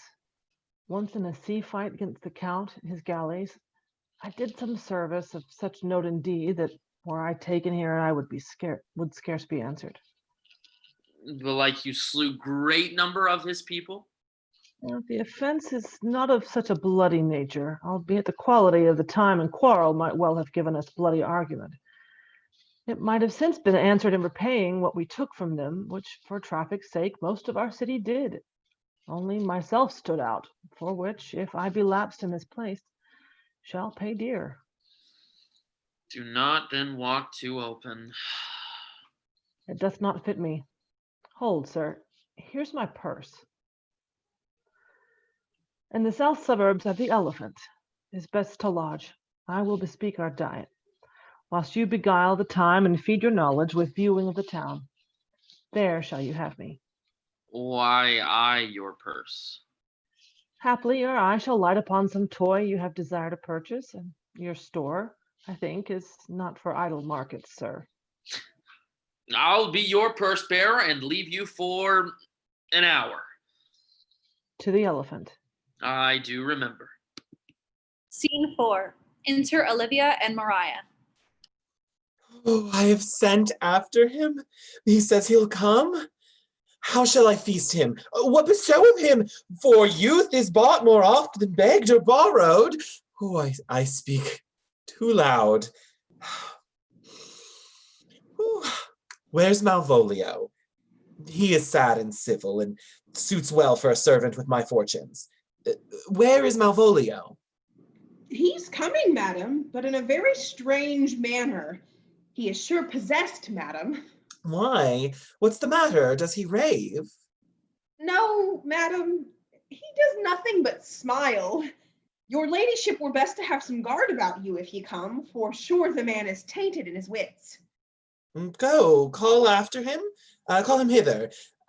I am as mad as he, if sad and merry madness equal be. How now, Malvolio? Sweet lady, ho ho. Smilest thou? I sent for thee upon a sad occasion. Sad lady. I could be sad. This does make some obstruction in the blood, this cross-gartering. But what of that? If it please the eye of one, it is with me as the very true sonnet is. Please one, and please all. Why, how dost thou, man? What is the matter with thee? Not black in my mind, though yellow in my legs.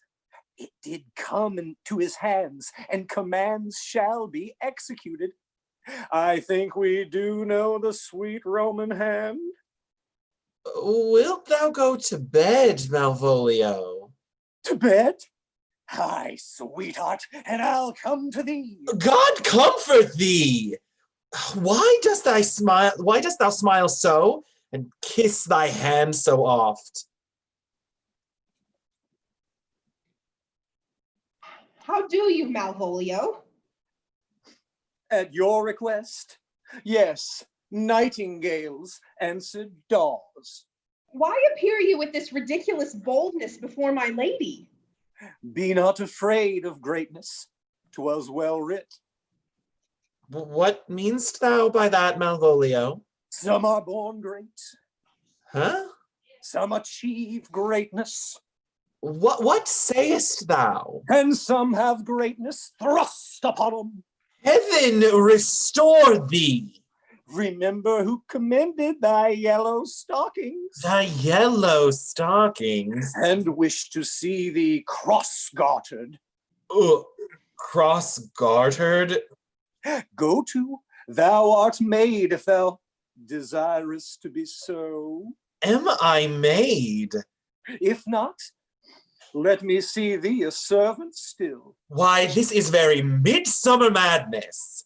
Madam, the young gentleman of the Count Orsino's is returned. I could hardly entreat him back. He attends your lady's pleasure. Oh, I'll come to him. Good Mariah, let this fellow be looked to. Where's my cousin Toby? Let some of my people have a special care of him. I would not have him miscarry for the half of my dowry. Ho, ho, do you come near me now?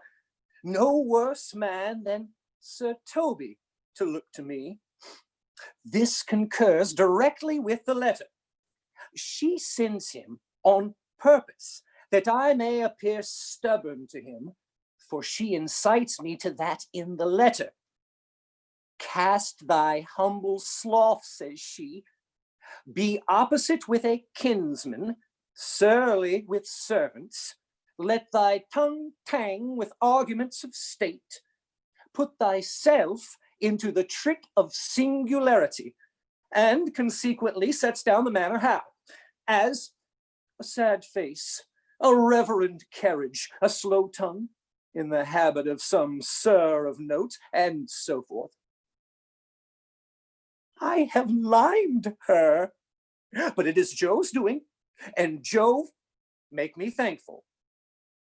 And when she went away now, let this fellow be looked to.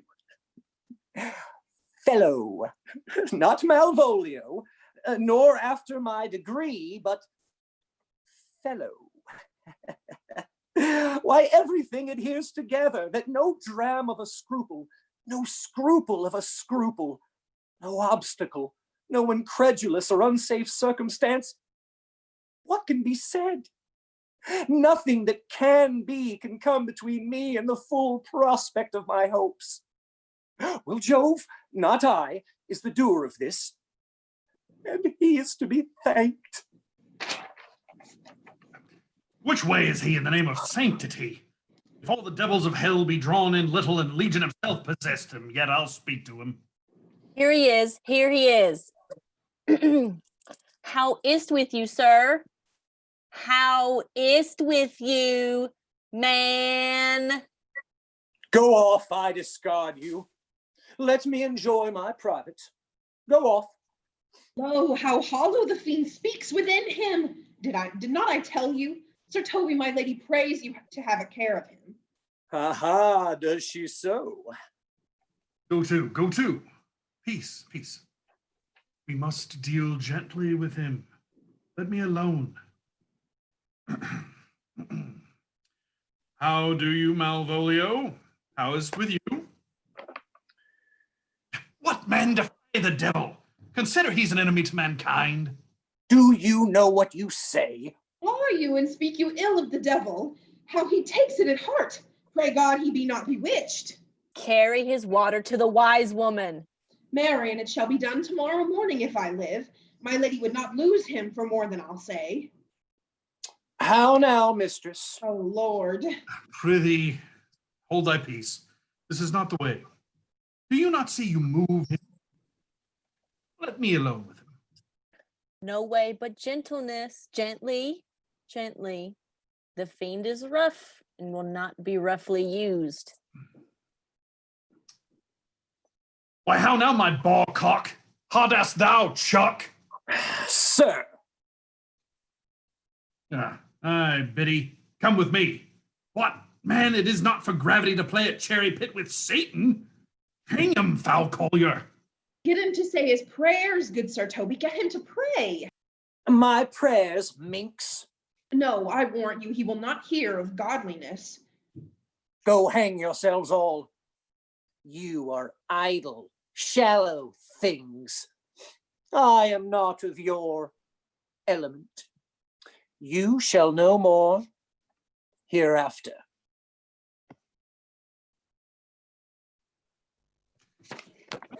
Possible.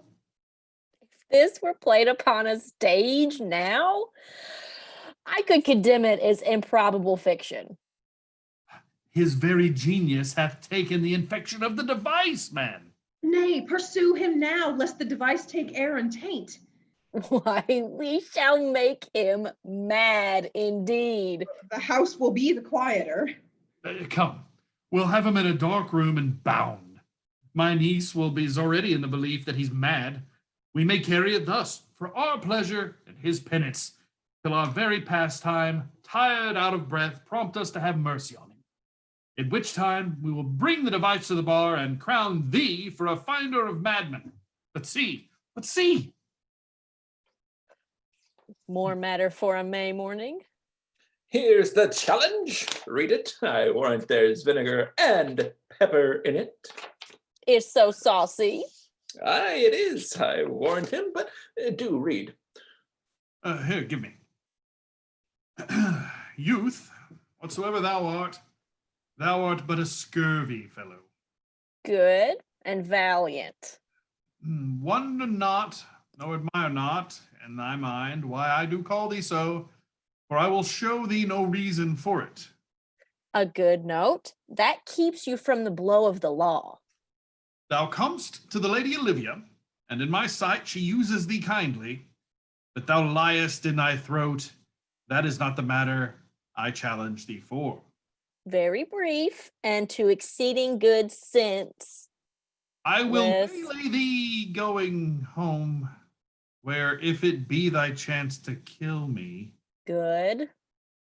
thou killest me like a rogue and a villain. Still, you keep on the windy side of the law. Good. Fare thee well, and God have mercy upon one of our souls. May he have mercy upon mine, but my hope is better, and so look to thyself, thy friend as thou usest him, and thy sworn enemy, Andrew AGUECHEEK.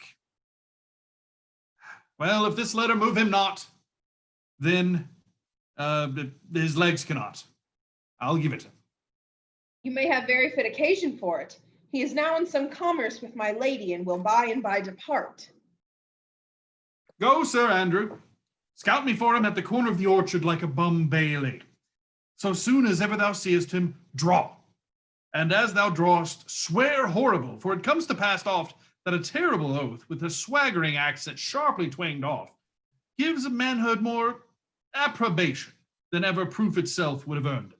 Now, away. Nay, let me alone for swearing. Now, will I not deliver his letter, for the behavior of the young man, behavior of him be out to good capacity in breeding. His employment between his lord and my niece confirms no less. Therefore, this letter, being so excellently ignorant, will breed no terror in the youth. He will find it comes from a clodpole. But, sir, I will deliver his challenge by word of mouth. Set upon AGUECHEEK a notable report of valor, and drive the gentleman, as I know his youth will aptly receive it, into a most hideous opinion of his rage, skill, fury, and impetuosity. This will so fright them both that they will kill one another by the look, like cockatrices. Here he comes with your niece. Give them way till he take leave, and presently after him. I will meditate the while upon some horrid message for a challenge. I have said too much into a heart of stone, and laid my honor to one chariot. There's something in me that reproves my fault, but such a headstrong, potent fault it is that it but mocks reproof.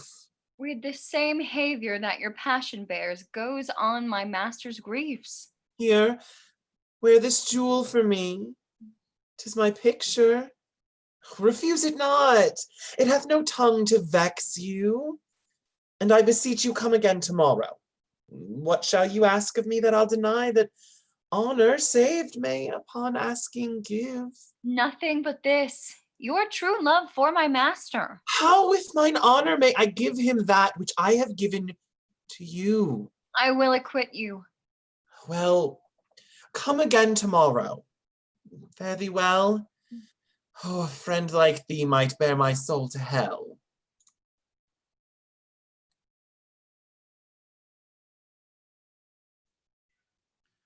Gentlemen, God save thee. And you, sir.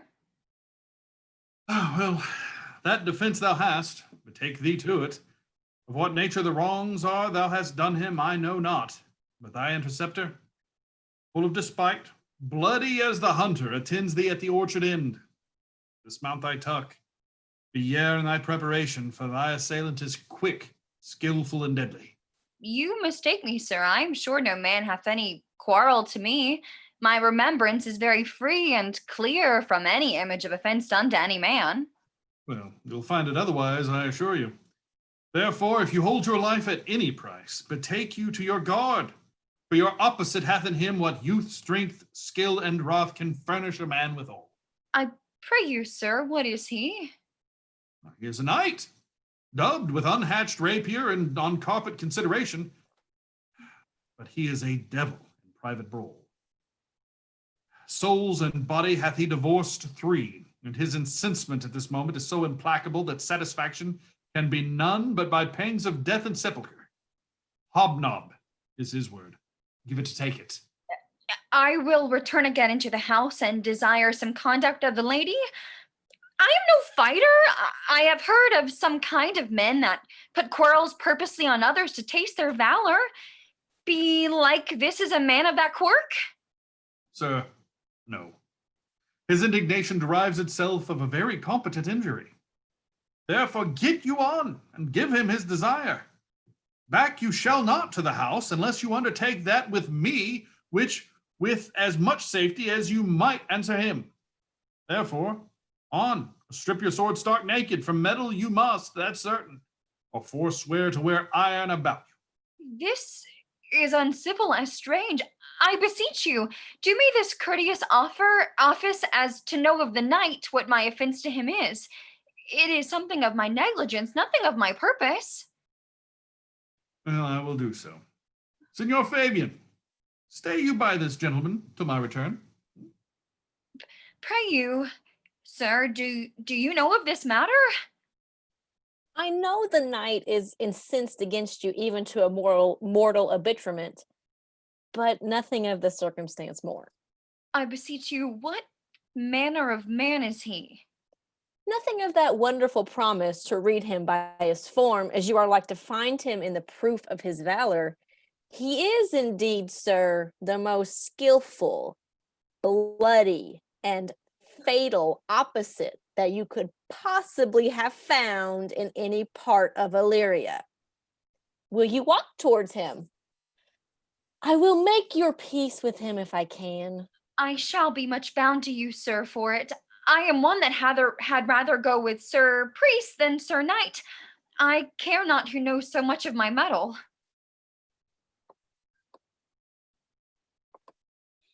Why, man, he's the very devil. I have not seen such a farrago.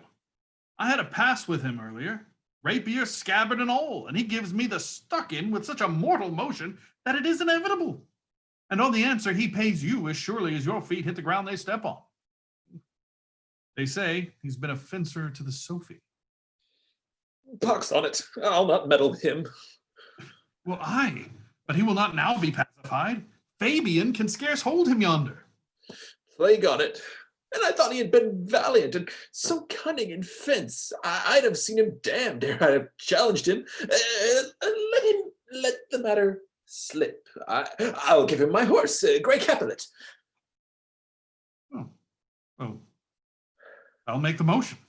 Stand here and make a good show on it. This shall end without the perdition of... Mary, I'll ride you as well as I ride your horse. Ah, no, I have this horse to take up a quarrel. I have persuaded him the youth's a devil. He is as horribly conceited of him and pants and looks pale as if a bear were at his heels. There is no remedy, sir. He will fight with you for oath's sake. Mary, he hath better bethought him of his quarrel, and he finds that now scarce to be worth talking of. Therefore, draw for the supportance of his vow. He protests he will not hurt you. Pray God defend me. A little thing would make me tell them how much I lack of a man. Give ground if you see him furious. Come, Sir Andrew, there's no remedy. The gentleman will, for his honour's sake, have one bout with you. He cannot by the duello avoid it, but he has promised me, as he is a gentleman and a soldier, he will not hurt you. Come on, do it. Pray God he keep his oath. I do assure you 'tis against my will. Grae, put up your sword. If this young gentleman have done offense, I take the fault on me. If you offend him, I for him defy you. You, sir? Why, what are you? One, sir, that for his love dares yet do more than you have heard him brag to you he will. Ha! Well, hey, if you be an undertaker, then I am for you. Oh, good Sir Toby, hold! Here come the officers. I'll be with you anon. Pray, sir, put your sword up, if you please. Mary, I will, sir. For that I promised you, I'll be as good as my word. He will bear you easily. Reigns well. This is the man. Do thy office. Antonio, I arrest thee at the suit of Count Orsino. You do mistake me, sir. No, sir, no jot. I know your favor well, though now you have no sea cap on your head. Take him away. He knows I know him well. I must obey. This comes with seeking you. But there's no remedy. I shall answer it. What will you do now my necessity makes me to ask you for my purse? It grieves me much more for what I cannot do for you than what befalls myself. You stand amazed, but be of comfort. Come, sir, away. I must entreat of you some of that money. What money, sir? For the fair kindness you have shown me here, and part being prompted by your present trouble out of my lean and low ability, I'll lend you something. My having is not much. I'll make division of my present with you. Hold, there's half my coffer. Will you deny me now? Is it possible that my deserts to you can lack persuasion? Do not tempt my misery, lest that it make me so unsound a man as to upbraid you with those kindnesses that I've done for you.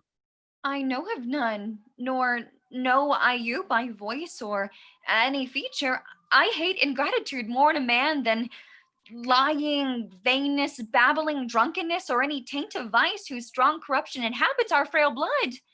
Heavens themselves. Come, sir, I pray you go. Let me speak a little.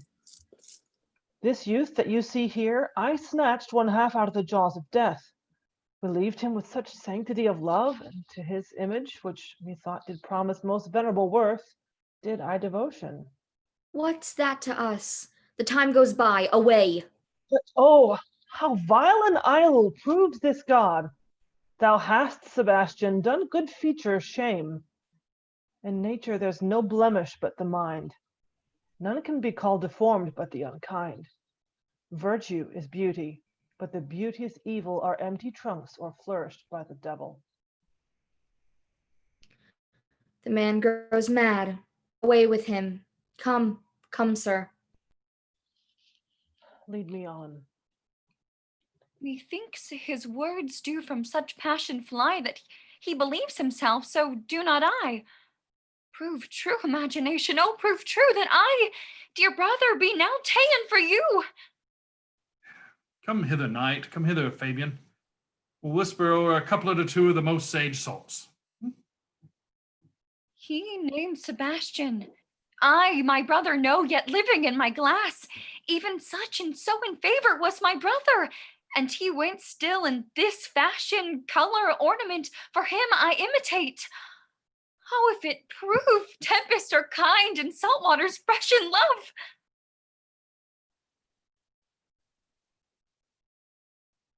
A very dishonest, paltry boy, and more a coward than a hare. His dishonesty appears in leaving his friend here in necessity and denying him? And for his cowardship, ask Fabian. A coward, a most devout coward, religious in it. Slid all after him again and beat him. Do. Cuff him soundly, but never draw thy sword. And I do not. Come, let's see the event. I dare lay any money 'twill be nothing yet. Act 4, Scene 1. Enter Sebastian and Feste the Fool. Will you make believe that I am not sent for you? Go to. Thou art a foolish fellow. Let me be clear of thee. Well, held I thy faith? No, I do not know you, nor I am not sent to you by my lady to bid you come speak with her, nor your name is not Master Cesario, nor this is not my nose, neither. Nothing that is so is so. I prithee, vent thy folly somewhere else. Thou knowest not me. Vent my folly. He has heard the word of some great man and now applies it to a fool. Vent my folly. I am afraid this is a great lubber. The world will prove a cockney. I prithee now, ungird thy strangeness and tell me what I shall vent to my lady. Shall I vent to her that thou art coming? I prithee, foolish Greek. Depart from me. There's money for thee. If you tarry longer, I shall give worse payment. By troth, thou hast an open hand. These wise men that give fools money get themselves a good rapport after 14 years' purchase. Now, sir, have I met you again? There's for you. There's for thee, and there. Are all the peoples mad? Now hold, sir, or I'll throw your dagger over the house. This will I tell my lady straight. I would not be in some of your coats for 2 pence. Come on, sir, hold. Hey, let him alone. I'll go another way to work with him. I'll have an action of battery against him, if there be any law in OLIVIA. Oh, I struck him first, but yet it's no matter for that. Let go thy hand. Come, sir, I will not let you go. Come, my young soldier, put up your iron. You are well fleshed. Come on. I will be free from thee. What wouldst thou now? If thou darest tempt me further, draw thy sword. What? Well, nay then. I must have an ounce or two of this malapert blood from you. Hold, Toby! On thy life I charge thee, hold! Madam? Will it ever be thus, ungracious wretch, fit for the mountains and the barbarous caves where manners ne'er were preached, out of my sight? Oh, be not offended, dear Cesario. Ruthby, be gone. I pray thee, gentle friend, oh, let thy fair wisdom, not thy passion, sway in this uncivil and unjust extent against thy peace.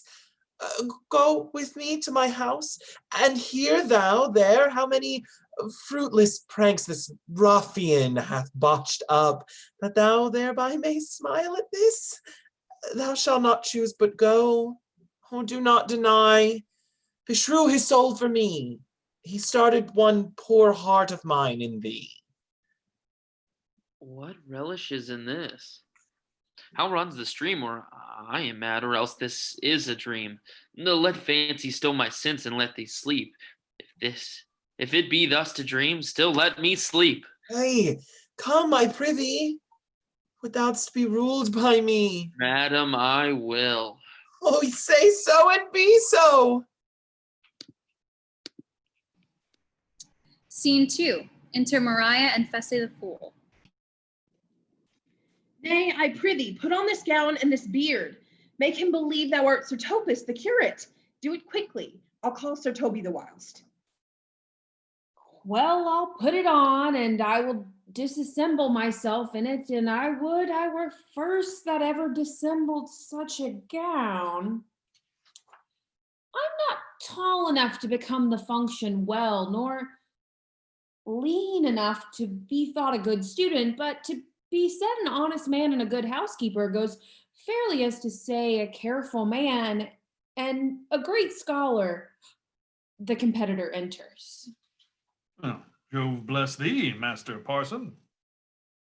Buenos dias, Sir Toby, for as the old hermit of Prague that never show pen and ink very wittily said to a niece of King Gorbadook, that is, so I being Master Parsons am Master Parsons, for what is that but and is but is? To him, Sir Thomas. What, host? I say peace in this prison. The knave counterfeits well. 'Tis a good knave. Who calls there? Sir Topus the curate, who comes to visit Malvolio the lunatic. Sir Topus, Sir Topus, good Sir Topus, go to my lady. Out, hyperbolic fiend! How vexest thou this man? Talkest thou nothing but of ladies? Well said, Master Parson. Sir Topus, never was man thus wronged. Good Sir Topus, do not think I am mad.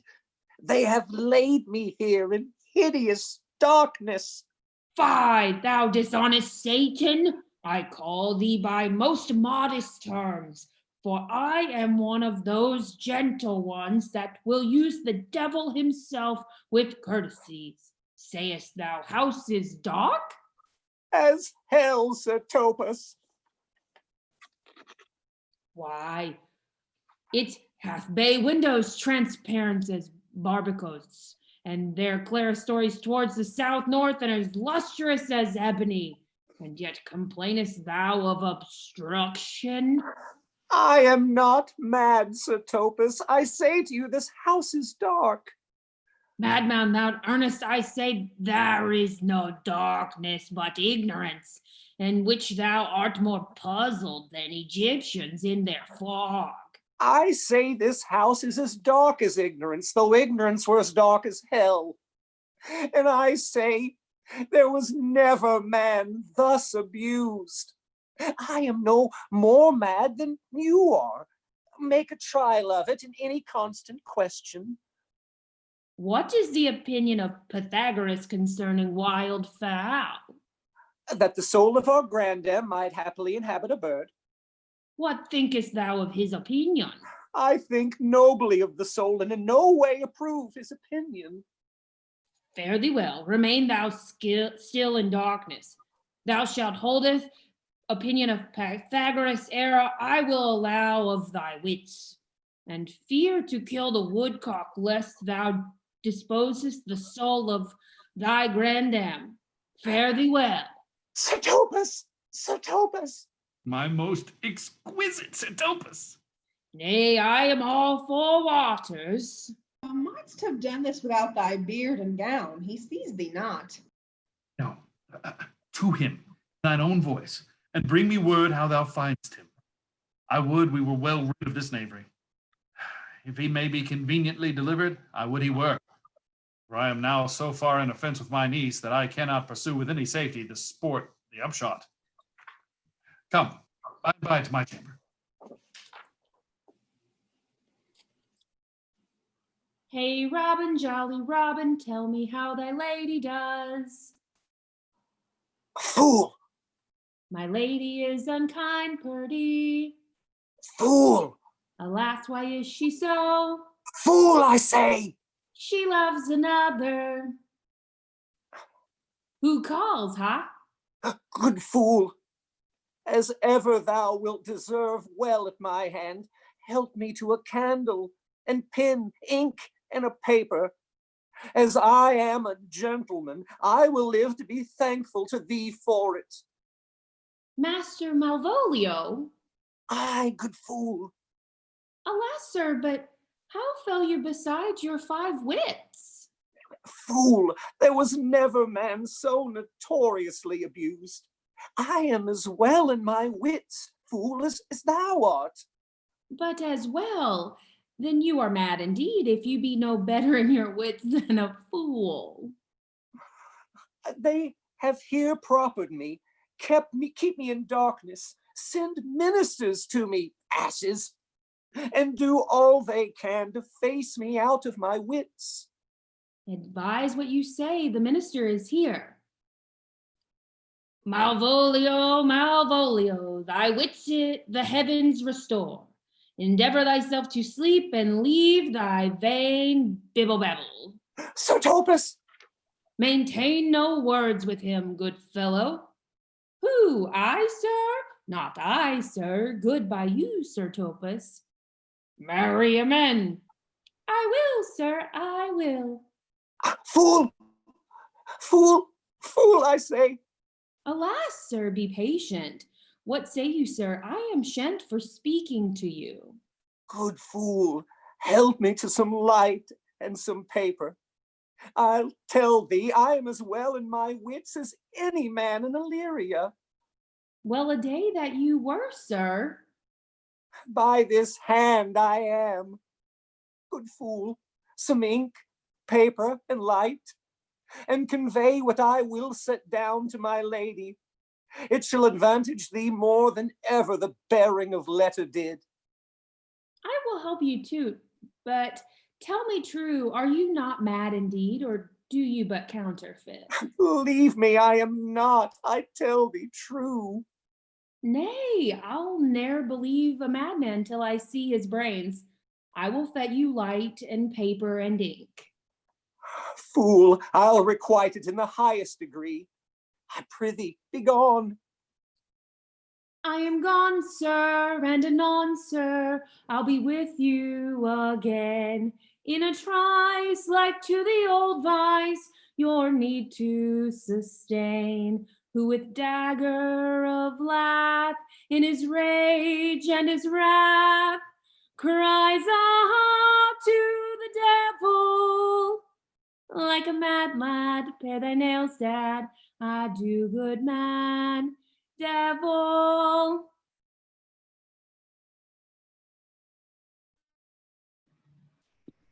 Scene 3. Enter Sebastian.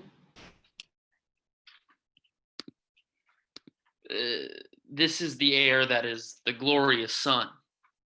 This pearl she gave me, I do feel it and see it, and though 'tis wonder that enwraps me thus, yet 'tis not madness. Where's Antonio then? I could not find him at the Elephant.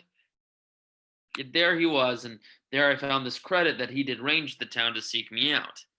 This counsel now might do me golden service, for though my soul disputes well with my sadness that this may be some error, but no madness, yet doth this accident and flood of fortune so far exceed all instance, all discourse, that I am ready to distrust mine eyes and wrangle with my reason that persuades me to any other trust but that I am mad. Or else the lady's mad, yet if it were so, she could not sway her house, command her followers, take and give back affairs in their dispatch with such a smooth, discreet, and stable bearing as I perceive she does. There's something in it that is deceivable, but here the lady comes. Blame not this haste of mine. If you mean well, now go with me and this holy man into the chantry by. There before him and underneath that consecrated roof, plight me the full assurance of your faith that my most jealous and too doubtful soul may live at peace. He shall conceal it, whiles you are willing it shall come to note what time we will our celebration keep according to my birth.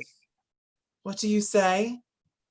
I'll follow this good man and go with you, and having sworn truth ever will be true. Oh, then lead the way, good father, and heaven so shine.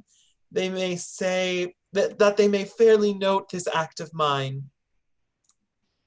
Act 5, Scene 1. Enter Fessy the Fool and Fabian. Now, As thou lovest me, let me see his letter. Good Master Fabian, grant me another request. Anything. Do not desire to see this letter. This is to give a dog, and in recompense desire my dog again. Belong you to the Lady OLIVIA, friends? Aye, sir, we are some of her trappings. I know thee well. How dost thou, my good fellow? Truly, sir, the better for my foes and the worse for my friends. Just the contrary, the better for thy friends. No, sir, the worse. How can that be? Marry, sir, they praise me and make an ass of me. Now my foes tell me plainly I am an ass, so that by my foes, sir, I profit in the knowledge of myself, and by my foes I am abused, so that conclusions to be as kisses. If 4 negatives make your 2 affirmatives, why then the worse for my friends and the better for my foes. Why, that is excellent. By my troth, sir, no. Though it pleases you to be one of my friends. Thou shalt not be the worse for me. There's gold. but that it would be a double dealing, sir. I could make it another. Oh, you give me ill counsel. Put your grace in your pocket, sir, for this once, and let your flesh and blood obey it. Well, I will be so much a sinner to be a double dealer. There's another. Primo secundo terzo is a good play, and the old saying is, the third pays for all. The triplet, sir, is a good tipping measure, or 2 bells of Saint Benedict, sir, may put you in mind. 1, 2, 3. You can fool no more money out of me at this throw. If you will let your lady know I am here to speak with her, and bring her along with you, it may awake my bounty further. Marry, sir, lullaby to your bounty till I come again. I go, sir, but I would not have you to think that my desire of having the sin of conveyatus. But as you say, sir, let your bounty take a nap. I will awake it anon. Here comes the man, sir, that did rescue me. That face of his I do remember well. Yet when I saw it last, it was besmeared, as black as Vulcan in the smoke of war. A bobbling vessel was he the captain of, for shallow draught and bulk unprizable, with which such scatheful grapple did he make the most noble bottom of our fleet, that very envy and the tongue of loss cried fame and honor with him. What's the matter? Orsino, this is that Antonio that took the Phoenix and her fraught from Candy, and this is he that did the tiger board when your young nephew Titus lost his leg. Here in the streets, desperate of shame and state, in a private rabble did we apprehend him. He did me kindness, sir, drew on my side, but in conclusion put strange speech upon me. I know not what 'twas but distraction. Notable pirate, thou saltwater thief! What foolish boldness brought thee to their mercies, whom thou, in terms so bloody and so dear, hast made thine enemies? Be pleased that I shake off these names you give me. Antonio never yet was thief or pirate, though I confess, on base and ground enough, Orsino's enemy. A witchcraft drew me hither. That most ingrateful boy there by your side, from the rude seas enraged and foamy mouth, did I redeem. A rack past hope he was. His life I gave him, and did thereto add my love, without retention or restraint, all his in dedication. For his sake did I expose myself, pure for his love, into the danger of this adverse town. Drew to defend him when he was beset, where being apprehended by his false cunning, not meaning to partake with me in danger, taught him to face me out of his acquaintance, and grew a 20 years removed thing, a one would wink. Denied me mine own purse, which I had recommended to his use not at half an hour before. How can this be?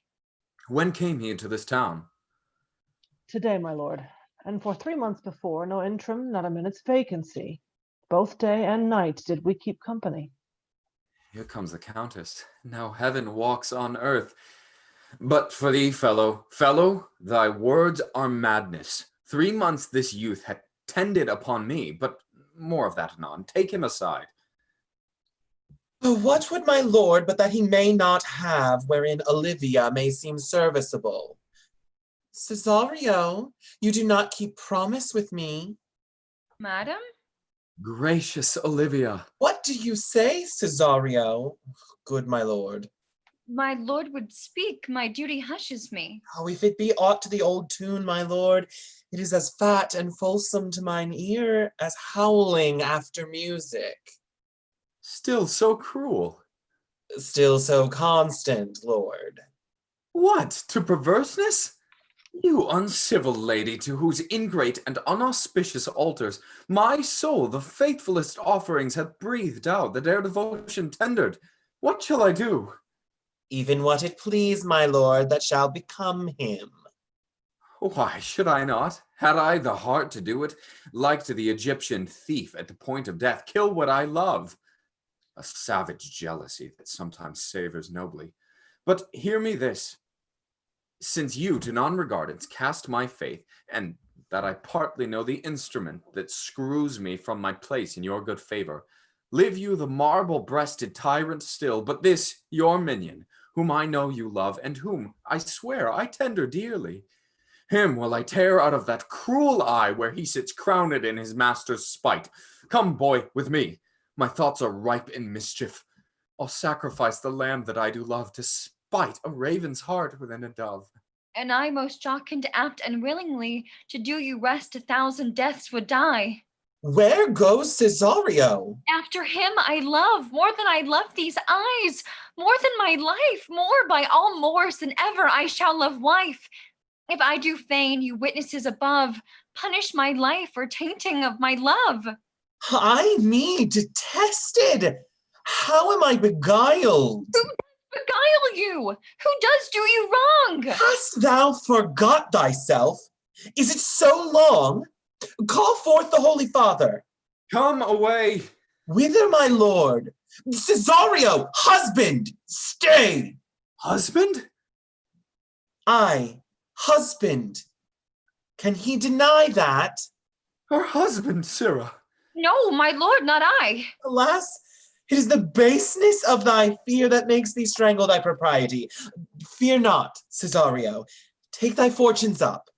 Be that thou knowest thou art, and then thou art as great as thou that fearst.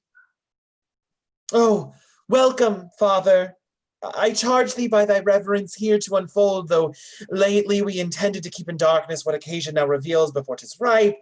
What thou dost know hath newly passed between this youth and me.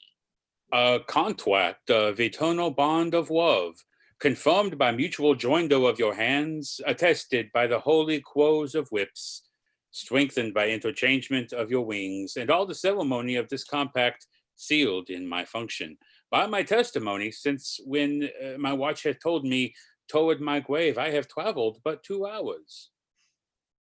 Oh, thou dissembling cub, what wilt thou be when thy time has sowed a grizzle on thy case?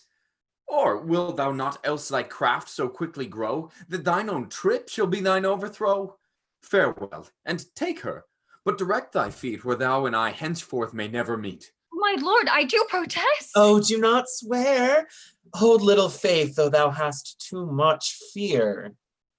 For the love of God, a surgeon send one presently to Sir Toby. What's the matter? He has broke my head across and has given Sir Toby a bloody coxcomb too. For the love of God, your help. I had rather than 40 pound I were at home. Who has done this, Sir Andrew? The Count's gentleman, one Cesario. We took him for a coward, but he is the very devil incarnate. My gentleman, Cesario. Oh, it's lifelings, here he is! You broke my head for nothing. And that I did, I was set on to do it by Toby.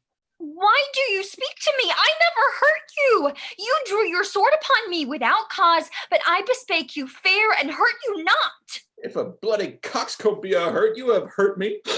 I think you set nothing by a bloody coxcomb. Here comes Sir Toby halting. You shall hear more, but if he had not been in drink, he would have tickled you other gates than he did. How now, gentlemen, how is't with you? That's all one. It's hurt me. And there's the end on it. Hey, Sot, didst thou see Dick Surgeon, Sot? Oh, he's drunk, Sir Toby, an hour gone. His eyes were set at 8 in the morning. Then he's a rogue. And a passy measures power. Oh, I hate a drunken rogue. Away with him! Who hath made this havoc with them? I'll help you, Sir Toby, because we'll be dressed together. Oh, will you help? An asshead, and a coxcomb, and a knave. A thin-faced knave. Gull. Get him to bed, and let his hurt be looked to.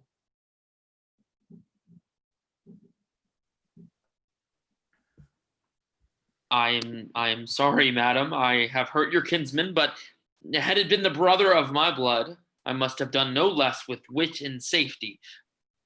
You throw a strange regard upon me, and by that I do perceive it hath offended you. Pardon me, sweet one, even for the vows we made each other but so late ago. One face, one voice, one habit, and two persons. A natural perspective that is and is not. Oh, Antonio! Oh, my dear Antonio! How have the hours racked and tortured me since I have lost thee? Sebastian, are you? Fearest thou that, Antonio? How have you made division of yourself? An apple cleft in two is not more twin than these two creatures. Which is Sebastian? Oh, most wonderful! Do I stand there? I never had a brother, nor can there be that deity in my nature of here and everywhere. I had a sister whom the blind waves and surges have devoured. Of charity, what kin are you to me? What countryman, what name, what parentage? Of Messalene. Sebastian was my father, such as Sebastian was my brother too. So went he suited to his watery tomb. If spirits can assume both form and suit, you come to fright us. A spirit I am indeed. But I am in that dimension grossly clad, which from the womb I did participate. Were you a woman as the rest goes even, I should my tears let fall upon your cheek and say, thrice welcome, drowned Viola. My father had a mole upon his brow, And so had mine. and died that day when Viola from her birth had numbered 13 years. Oh, that record is lively in my soul.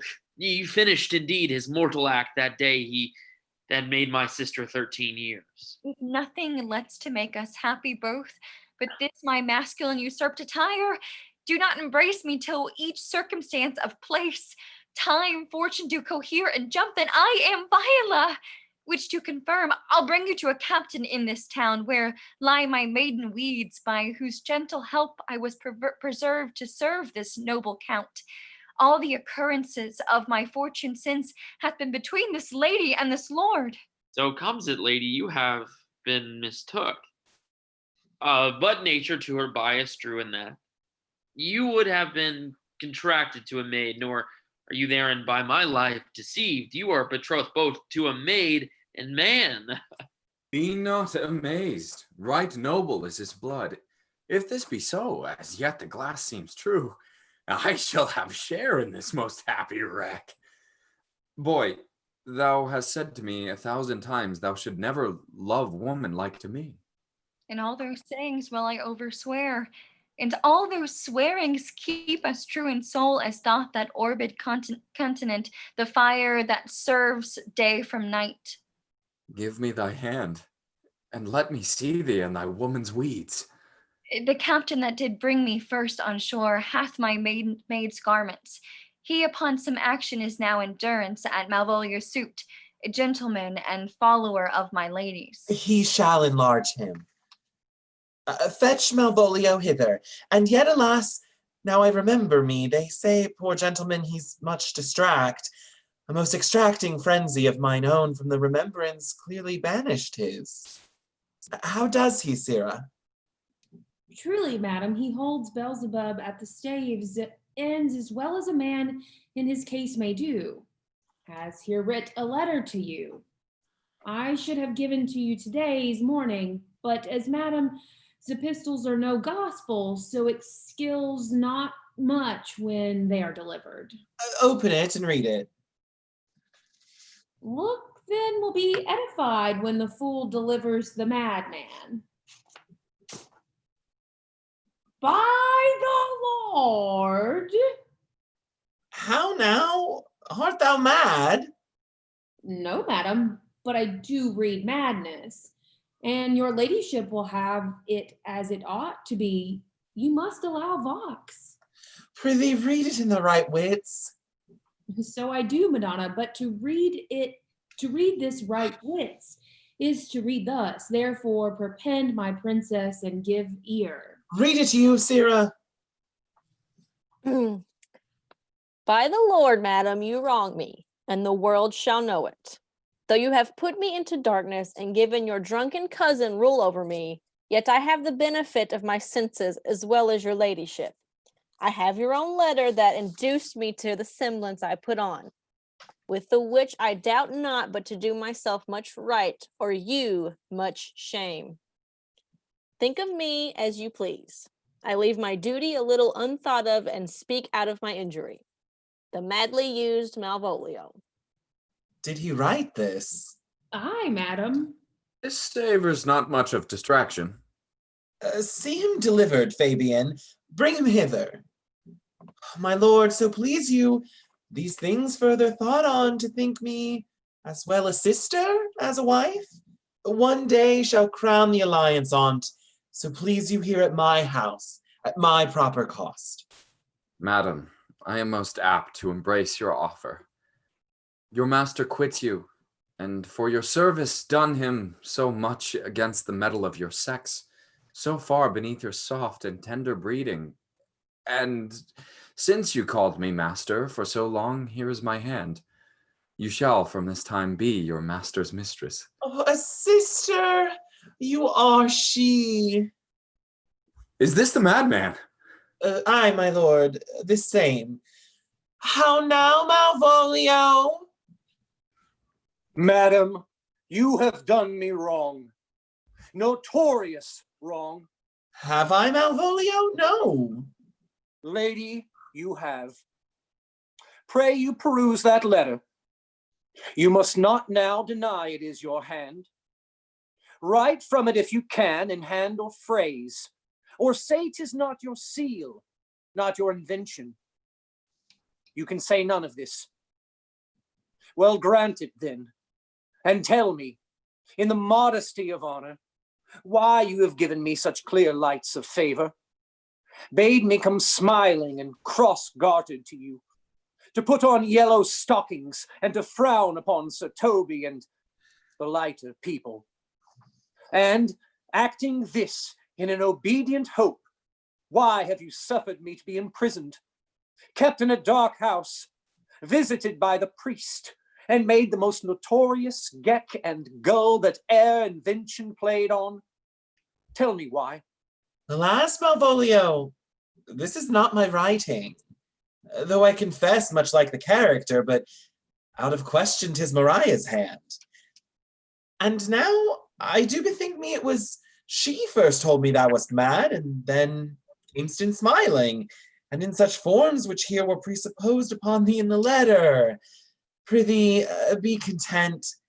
This practice hath most shrewdly passed upon thee. When we know the grounds and authors of it, thou shalt be both plaintiff and the judge of thine own cause. Good madam, hear me speak, and let no quarrel nor no brawl to come taint the condition of this present hour, which I have wondered at. In hope it shall not, most freely I confess, myself and Toby set this device against Malvolio here, upon some stubborn and uncourteous parts we had conceived against him. Mariah writ the letter at Sir Toby's great importance, in recompense whereof he hath married her. How with a sportful malice it was followed, may rather pluck on laughter than revenge, if that the injuries be justly weighed that on both sides have passed. Alas, sportful, how they have baffled thee. Why, some are born great, some achieve greatness, and some have greatness thrown upon them. I was one, sir, in this interlude. One, Sir Topus, sir. But that's all one. By Lord Fool, I am not mad, but you remember, madam, why laughing you at such barren rascal, and you smile not, he's gagged. And thus the whirling gig of time brings in his revenges.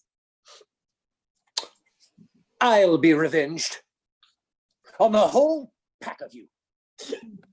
He has been most notoriously abused. Pursue him and entreat him to a peace. He hath not told us of the captain yet. When that is known, and the golden time convents, a solemn combination shall be made of our dear souls. Meantime, sweet sister, we will not part from hence. Cesario, come, for so shall you be while you are a man. But when in other habits you are seen, Orsino's mistress and his fancy's queen. When that I was a little tiny boy with the hay and the hoe and the wind and the rain, a foolish thing was but a toy, for the rain it raineth every day. But when I came to man's estate, with the hay and the hoe and the wind and the rain, 'gainst knaves and thieves that men shut their gate, for the rain it raineth every day. With the hay ho, the wind and the rain, la da da da da da da. With the hay ho, the wind and the rain, for the rain it raineth every day. But when I came, alas, to wive, with the hay ho, the wind and the rain, by swaggering could I never thrive, for the rain it raineth every day. But when I came unto my beds with the hay ho, the wind and the rain, with tot spots still had drunken heads, for the rain it raineth every day.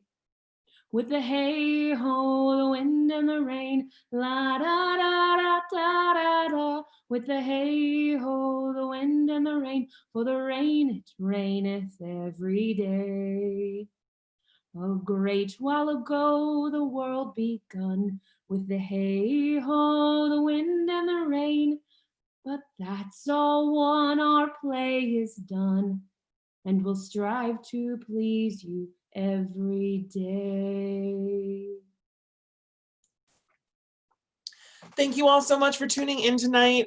We hope you enjoyed. I'm going to give everybody a chance to come on here and say goodbye. Thank you all so much for joining us tonight.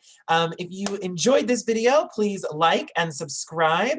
Our next performance will be on September the 17th, and we will be doing Richard III. So we're going to go back to one of the histories, do some political intrigue, and have a good time doing it. So we will see you all next month. Thank you so much. Bye. Yeah, bye everybody. Thank you for watching.